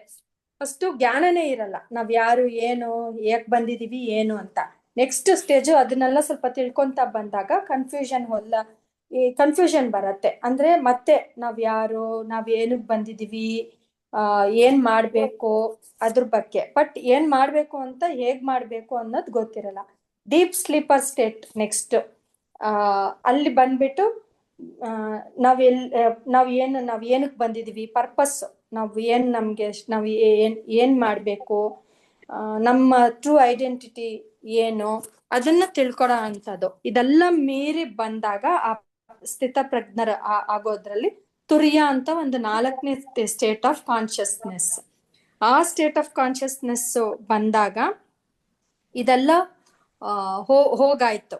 ಈ ಕನ್ಫ್ಯೂಷನ್ ಎಲ್ಲ ಹೋಗಾಯ್ತು, ಆ ಕಂಡೀಷನ್ಗಳೆಲ್ಲ ಹೋಗಾಗಿರತ್ತೆ. ಇಲ್ಲಿ ನಾವು ಮಾಡೋದು, ನಮ್ಮ ಸೆಲ್ಫ್ನ ರಿಯಲೈಸ್ ಮಾಡ್ಕೊಂತೀವಿ. ನಮ್ಗೆ ಸುಪ್ರೀಂ ನಾಲೆಡ್ಜ್, ವಿಸ್ಡಮ್ ಬಂದಿರತ್ತೆ. ಅದು ಯಾವಾಗ ಸಾಧ್ಯ ಅಂದ್ರೆ ಅದೆಲ್ಲ ಕಂಟ್ರೋಲ್ ಮಾಡ್ಕೊಂಡು ನಾವ್ ಪರ್ಪಸ್ ಏನು ಅದೆಲ್ಲ ತಿಳ್ಕೊಂಡು ಬಂದಾಗ. ಇಲ್ಲಿ ಏನಾದ್ರೂ ಇದು ನಮ್ಮನ್ನ ನಾವು ತಿಳ್ಕೊಂತೀವಿ. ಇಲ್ಲಿ ಫಸ್ಟ್ ನಾವ್ ಯಾರು, ನಾವು ಬ್ರಹ್ಮನ್ ಅಂದ್ರೆ ಅದೇ ಸೆಲ್ಫ್ ರಿಯಲೈಸೇಷನ್. ನಾವು we are A part of god. ನಾವ್ ಯಾರು ಅಲ್ಲ, ನಾವು ದೇವರಲ್ಲಿ ಒಂದು ಅಂಶ. ದೇವ್ರೇ ನಾವು, ನಾವೇ ದೇವ್ರು ಅನ್ನೋದು ಕಂಪ್ಲೀಟ್ ಆಗಿ ಇವಾಗ ಬರೀ ಬಾಯಲ್ಲಿ ಹೇಳ್ಕೊಂತ ಇದ್ವಿ. ಯಾಕಂದ್ರೆ ಎಲ್ಲಾ ಪುಸ್ತಕಗಳಲ್ಲಿದೆ, ಎಲ್ಲಾ ಇದ್ರಲ್ಲಿನೂ ಕ್ಲಾಸಲ್ಲಿ ಹೇಳ್ತಾರೆ. ಅದು ಕಂಪ್ಲೀಟ್ ಆಗಿ ಒಳಗಿಂದ ನಮ್ಗೆ ಅರ್ಥ ಆಗತ್ತೆ. ಈ ಡಿಸೈರ್ ಇನ್ಯಾವುದಕ್ಕೂ ನಾವು ಜಗ್ಗಲ್ಲ, ಆಚೆ ಪ್ರಪಂಚಕ್ಕೆ ಇನ್ಯಾವುದಕ್ಕೂ, ಯಾವುದೇ ಸೆನ್ಸಾರ್ಗನ್ಗೆ ಇದಕ್ಕೂ. ಯಾಕಂದ್ರೆ ನಾವ್ ತಿಳ್ಕೊಂಡ್ ಬಿಡ್ತೀವಿ ನಾವ್ ಯಾರು, ಏನು, ನಾವು ಬ್ರಹ್ಮನಲ್ಲಿ ಒಂದು ಪಾರ್ಟ್. ಬ್ರಹ್ಮನೇ ನಾವು, ನಾವೇ ಬ್ರಹ್ಮನ್ ಅಂದ್ರೆ ಅದೇ ಆತ್ಮ. ಎಲ್ಲ ಒಂದೇನೆ ಅಂತ ತಿಳ್ಕೊಳ್ಳೋ ಅಂತ ಇದು ಸ್ಟೇಟ್. ಆವಾಗ ನಮ್ಗೆ ಪುನರಪಿ ಜನನಂ ಪುನರಪಿ ಮರಣಂ ಇಲ್ಲ. ಯಾಕಂದ್ರೆ ಎಲ್ಲಾ ವಾಸನೆಗಳು ಅಲ್ಲಿ ತೀರೋಗಿರತ್ತೆ. ಎಲ್ಲಾ ನಮ್ ಡಿಸೈರ್ಗಳು ಎಲ್ಲಾನು ಮುಗ್ದೋಗಿರತ್ತೆ. ಇನ್ನೇನು ಮಾಡಕ್ಕೆ ಮತ್ತೆ ಇನ್ನೊಂದ್ ಜನ್ಮ ತಗೊಂಡ್ ಬರೋ ಅಂತ ನೆಸೆಸಿಟಿನೇ ಇಲ್ಲ. ಈ ವಾಸನೆಗಳು, ನೀವು ಹೇಳಿದ್ರಲ್ಲ ಅವಾಗ್ಲೇ ನನಗೆ ಹೇಳೋ ಅಂತ ಡಿಸೈರ್ಸ್, ಆಸೆಗಳು ಇದ್ದಾಗ ಮತ್ತೆ ಈ ಜನ್ಮದಲ್ಲಿ ಇಷ್ಟೇ ಪೂರ್ತಿಯಾಗಿರುತ್ತೆ, ಇನ್ನೊಂದೇನೋ ಮಾಡ್ಬೇಕು, ಇನ್ನ ಏನೇನೋ ಇರುತ್ತೆ. ಸೆನ್ಸ್ ಆರ್ಗನ್ ಮುಗಿಯೋದೇ ಇಲ್ಲ, ಅದು ಮೇಲೆ ಮೇಲೆ ಮೇಲೆ ಬರ್ತಾ ಇರುತ್ತೆ. ಅವಾಗ್ಲೂ ಒಂದ್ ಮೇಡಮ್ ಹೇಳ್ತಾ ಇದ್ರು, ಅಷ್ಟೇ ಅಲ್ಲ ಒಳಗಿಂದ ವಾಸನೆಗಳು ಹೋಗ್ಬೇಕು ಅಂತ ಒಂದ್ ಮೇಡಮ್ ಹೇಳ್ತಾ ಇದ್ರು. ಕರೆಕ್ಟ್. ಅದೆಲ್ಲ ಹೋದ್ಮೇಲೆ ಬರೋ ಅಂತ ಪರಿಸ್ಥಿತಿ ಇದು. ಈ ತುರಿಯ ಅಂತ 4th ಸ್ಟೇಟ್ ಆಫ್ ಕಾನ್ಶಿಯಸ್ನೆಸ್. ಇದಕ್ಕೆ ಕಂಡೀಷನ್ ಇಲ್ಲ. ಅದು ಹೆಂಗೆ ಹಾಗೆ ತೇಲಾಡ್ಕೊಂಡು ಇರ್ತಾರೆ ಅಂತಿರಲ್ವಾ, ಆ ತರ ಒಂದು ಯಾವ್ದಕ್ಕೂ ಜಗ್ದೇರ ಅಂತ ಸ್ಟೇಟ್ ಆಫ್ ಮೈಂಡ್. ಅದನ್ನೇ ಹೇಳೋದು. ಇನ್ನ ಡೆತ್ ಬಂದ್ರು ಏನ್ ಬಂದ್ರು ಇಲ್ಲ, ಇಲ್ಲಿ ಕಂಪ್ಲೀಟ್ ಆಯ್ತು. ನಮ್ಮ ಪಾತ್ರ, ನಾವು ಬಂದಿರೋದು ಕಂಪ್ಲೀಟ್ ಆಯ್ತು. ನಾವ್ ಏನಕ್ ಬಂದ್ವಿ, ಯಾಕೆ ಬಂದ್ವಿ, ನಾವ್ ಯಾರು ಅಲ್ಲ, ಬೇರೆ ಪಾರ್ಟ್ ಆಫ್ ಇದು ಅಂತ ತಿಳ್ಕೊಳ್ಳೋ ಅಂತ ಪರಿಸ್ಥಿತಿ ಅಷ್ಟೇ ಆಂಟಿ. Thank you Sumathi. ಮತ್ತೆ ಯಾರಾದ್ರೂ ಏನಾದ್ರೂ ಹೇಳ್ತೀರಾ? ವೀಣಾ ಅವ್ರ ಏನಾದ್ರು ಹೇಳ್ತೀರಾ? ವಿಜಯಲಕ್ಷ್ಮಿ ಅವರು, ಇಂದ್ರಮ್ಮ ಅವರು ಏನಾದ್ರು ಇದ್ರ ಬಗ್ಗೆ ಹೇಳ್ತೀರಾ? ಕಂಡೀಷನಿಂಗ್ ಅನ್ನೋದು ಇನ್ ಸ್ವಲ್ಪ ಸುಮತಿ ಬೇಕಾದ್ರೆ ಇದು ಹೇಳ್ಬೋದು, ಇಲ್ಲಾಂದ್ರೆ ನಾ ಹೇಳ್ತೀನಿ.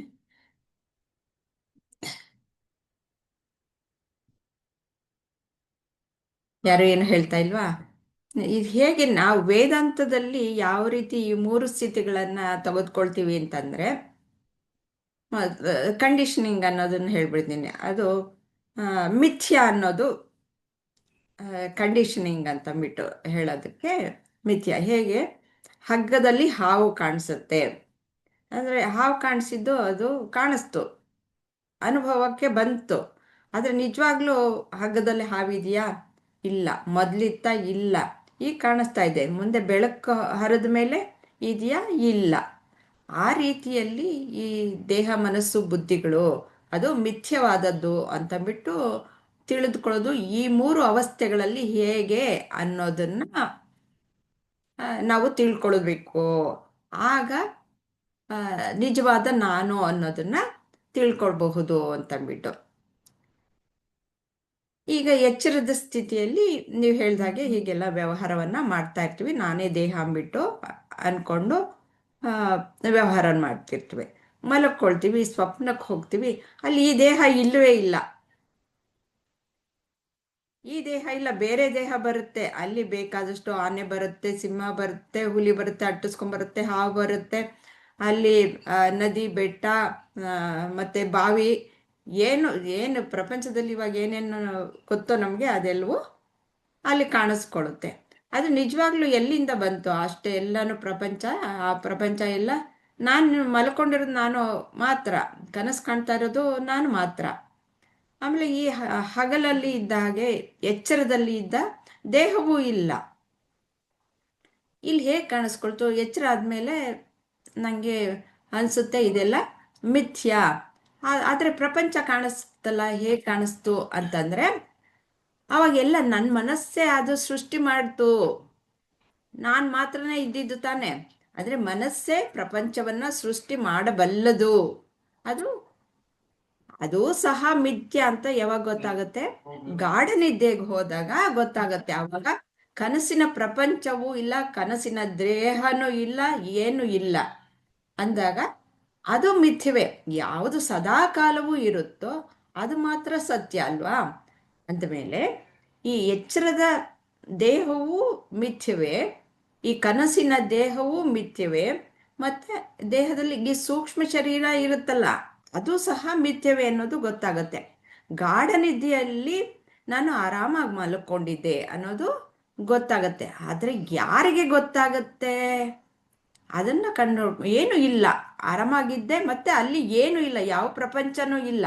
ಅವಾಗ ಈ ಎಚ್ಚರ ದೇಹವೂ ಇಲ್ಲ, ಕನಸಿನ ದೇಹವೂ ಇಲ್ಲ, ಕನಸಿನ ಮನಸ್ಸೂ ಇಲ್ಲ, ಎಚ್ಚರದ ಮನಸ್ಸು ಇಲ್ಲ, ಯಾವುದು ಇಲ್ಲ. ಅಂದ್ರೆ ಆ ಬುದ್ಧಿನೂ ಇಲ್ಲ. ಅಂದ್ರೆ ದೇಹ, ಮನಸ್ಸು, ಬುದ್ಧಿಗಳು ಎಲ್ಲವೂ ಮಿಥ್ಯವೇ ಅಂತಂದ್ಬಿಟ್ಟು ನಾವು ಎಚ್ಚರವಾದ ಮೇಲೆ ನಮಗೆ ಗೊತ್ತಾಗುತ್ತೆ ಇಲ್ಲಿ ಗಾಢ ನಿದ್ದೆಯಲ್ಲಿ ಯಾವುದು ಇಲ್ಲ ಅಂತಂದ್ಬಿಟ್ಟು. ಆದರೆ ನಾನು ಆನಂದವಾಗಿ ಮಲ್ಕೊಂಡಿದ್ದೆ ಅಂತಂದ್ಬಿಟ್ಟು ಯಾವುದು ಸಾಕ್ಷಿಯಾಗಿ ನೋಡ್ತಾ ಇತ್ತೋ ಅದು ನಾನು. ಅದು ತುರಿಯ ಅಂತಂದ್ಬಿಟ್ಟು ಕರೆಯೋದು. ಅದು ನಾನು ಆತ್ಮವನ್ನೇ ತುರಿಯ ಅಂತ ಕರೆಯುವಂಥದ್ದು. ಅದು ಧ್ಯಾನದಲ್ಲಿ, ಎಚ್ಚರದ ನಿದ್ದೆಯಲ್ಲೂ ಸಹ ಅದನ್ನ ಯೋಗಿಗಳು ಕಂಡುಕೊಳ್ತಾರೆ. ವೇದಾಂತದಲ್ಲಿ ಈ ಥರ ನಾವು ಪ್ರಕ್ರಿಯೆಗಳನ್ನು ಉಪಯೋಗಿಸ್ತೀವಿ.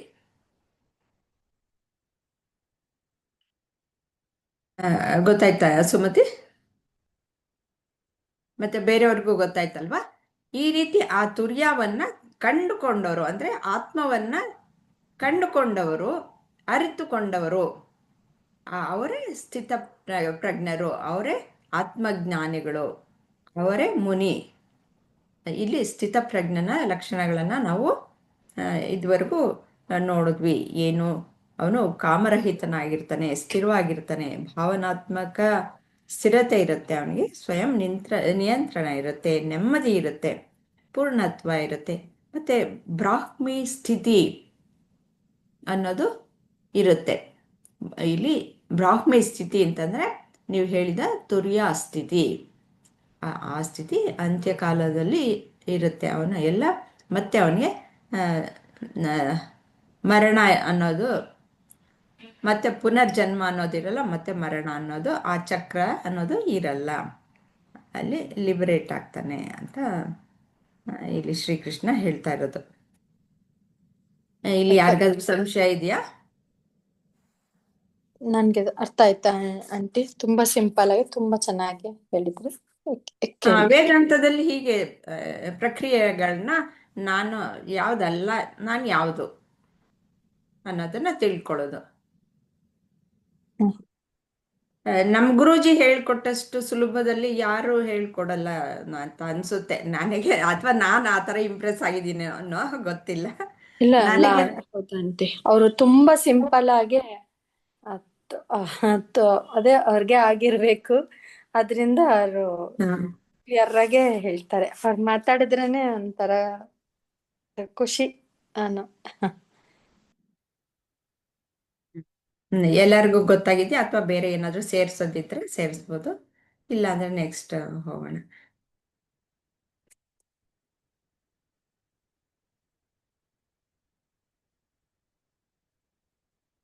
ತತ್ಸತ್ಯಿತಿ ಶ್ರೀಮದ್ಭಗವದ್ಗೀತಾಸು ಉಪನಿಷತ್ಸು ಬ್ರಹ್ಮವಿದ್ಯಾಯಾಂ ಯೋಗಶಾಸ್ತ್ರೇ ಶ್ರೀಕೃಷ್ಣಾರ್ಜುನ ಸಂವಾದೆ ಸಾಂಖ್ಯಯೋಗೋ ನಾಮ ದ್ವಿತೀಯೋಧ್ಯಾಯಃ. ಓಂ ಸತ್ಯವೇ, ಹೀಗೆ ಬ್ರಹ್ಮವಿದ್ಯೆ ಯೋಗಶಾಸ್ತ್ರಗಳನ್ನು ಉಳ್ಳ ಶ್ರೀಕೃಷ್ಣ ಮತ್ತು ಅರ್ಜುನನ ನಡುವಿನ ಸಂಭಾಷಣೆಯ ರೂಪದಲ್ಲಿರುವ ಸರಿಯಾದ ಗ್ರಹಿಕೆ ಎಂಬ ಶೀರ್ಷಿಕೆಯ ಭಗವದ್ಗೀತೆ ಉಪನಿಷತ್ತಿನಲ್ಲಿ 2ನೇ ಅಧ್ಯಾಯವು ಮುಗಿಯುತ್ತದೆ. ಭಗವದ್ಗೀತೆಯನ್ನ ಉಪನಿಷತ್ ಅಂತಂದ್ಬಿಟ್ಟು ಹೇಳ್ತಾ ಇದ್ದಾರೆ. ಅಂದ್ರೆ ಇದನ್ನ ಪಂಚಮ ವೇದ ಅಂತಲೂ ಸಹ ಹೇಳ್ತಾರೆ. ಇಲ್ಲಿ ಬ್ರಹ್ಮವಿದ್ಯೆ ಮತ್ತೆ ಯೋಗಶಾಸ್ತ್ರ ಎರಡನ್ನ ಹೇಳಿದ್ದಾರೆ. ಇಲ್ಲಿ ಅದರ ಅರ್ಥವನ್ನು ಕೊಟ್ಬಿಟ್ಟಿದ್ದಾರೆ. ಯಾರಾದ್ರೂ ಓದಿದ್ರೆ ಸಾಕು, ಇದು ಎಲ್ಲರಿಗೂ ಇನ್ನೊಂದ್ಸತಿ ಸ್ಪಷ್ಟವಾಗಿ ಗೊತ್ತಾಗುತ್ತೆ. ಮೊದಲು ಎಲ್ಲ ಓದಿದ್ದೀರಾ, ಇನ್ನೊಂದ್ಸತಿ ಯಾರಾದ್ರೂ ಓದ್ಬಿಡಿ. ಯಾರು ಹೇಳ್ತೀರಾ? ವೀಣಾ ಅವ್ರು ಹೇಳ್ತೀರಾ ಬ್ರಹ್ಮವಿದ್ಯೆ ಅಂದ್ರೆ ಏನು?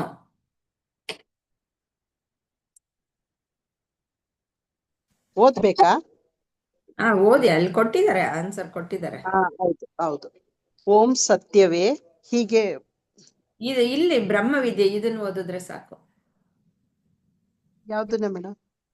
ಬ್ರಹ್ಮವಿದ್ಯೆ ಜೀವ ಜಗತ್ ಈಶ್ವರ ಏಕತ್ವ ಜ್ಞಾನ, ಅದ್ವೈತ ಜ್ಞಾನ. ಗೊತ್ತಾಗ್ತಾ ಇದೆಯಾ? ಗೊತ್ತಾಗ್ಲಿಲ್ವಾ? ಕೊಟ್ಟಿದ್ದೀರಾ ಓಂ ಸತ್ಯವೇ ಹೀಗೆ ಬ್ರಹ್ಮವಿದ್ಯೆ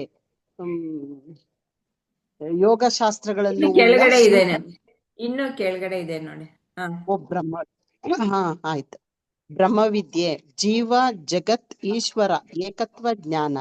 ಅಂದ್ರೆ ಏಕತ್ವ ಅಂದ್ರೆ ಅದ್ವೈತ, ದ್ವೈತ ಅಂದ್ರೆ ಎರಡು, ಅದ್ವೈತ ಅಂದ್ರೆ ಒಂದು. ಯೋಗಶಾಸ್ತ್ರ ನಾನು ಮತ್ತು ಪ್ರಪಂಚ ಎಂಬ ದ್ವಂದ್ವ ಅಳಿಸುವ ತಂತ್ರದ ಜ್ಞಾನ. ಉಪನಿಷತ್ ಅಂದ್ರೆ ಸತ್ಯ ಸಾಕ್ಷಾತ್ಕಾರ ಪಡೆದ ಗುರುವಿನ ಬಳಿ ಕುಳಿತುಕೊಳ್ಳುವುದು, ಎಲ್ಲ ತಿಳುವಳಿಕೆಯ ಪರಾಕಾಷ್ಠೆ, ವೇದಗಳ ಅಂತಿಮ ಭಾಗ. ಗೊತ್ತಾಯ್ತಲ್ವಾ ಎಲ್ಲಾರ್ಗುನು? ಇದರಲ್ಲಿ ಸಂಶಯ ಇಲ್ಲ ಅಲ್ವಾ? ಬ್ರಹ್ಮವಿದ್ಯೆ ಅಂದ್ರೆ ಏನು, ಯೋಗಶಾಸ್ತ್ರ ಅಂದ್ರೆ ಏನು ಅಂತ. ಇಲ್ಲಿಗೆ 2ನೇ ಅಧ್ಯಾಯ ಮುಗೀತು. ಕ್ಲಾಸ್ ಮುಗಿಸ್ಬೋದಾ?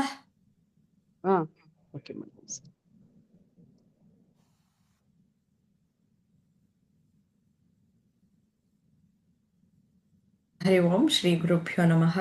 ಶ್ರೀಕೃಷ್ಣ ಅರ್ಪಣಮಸ್ತು.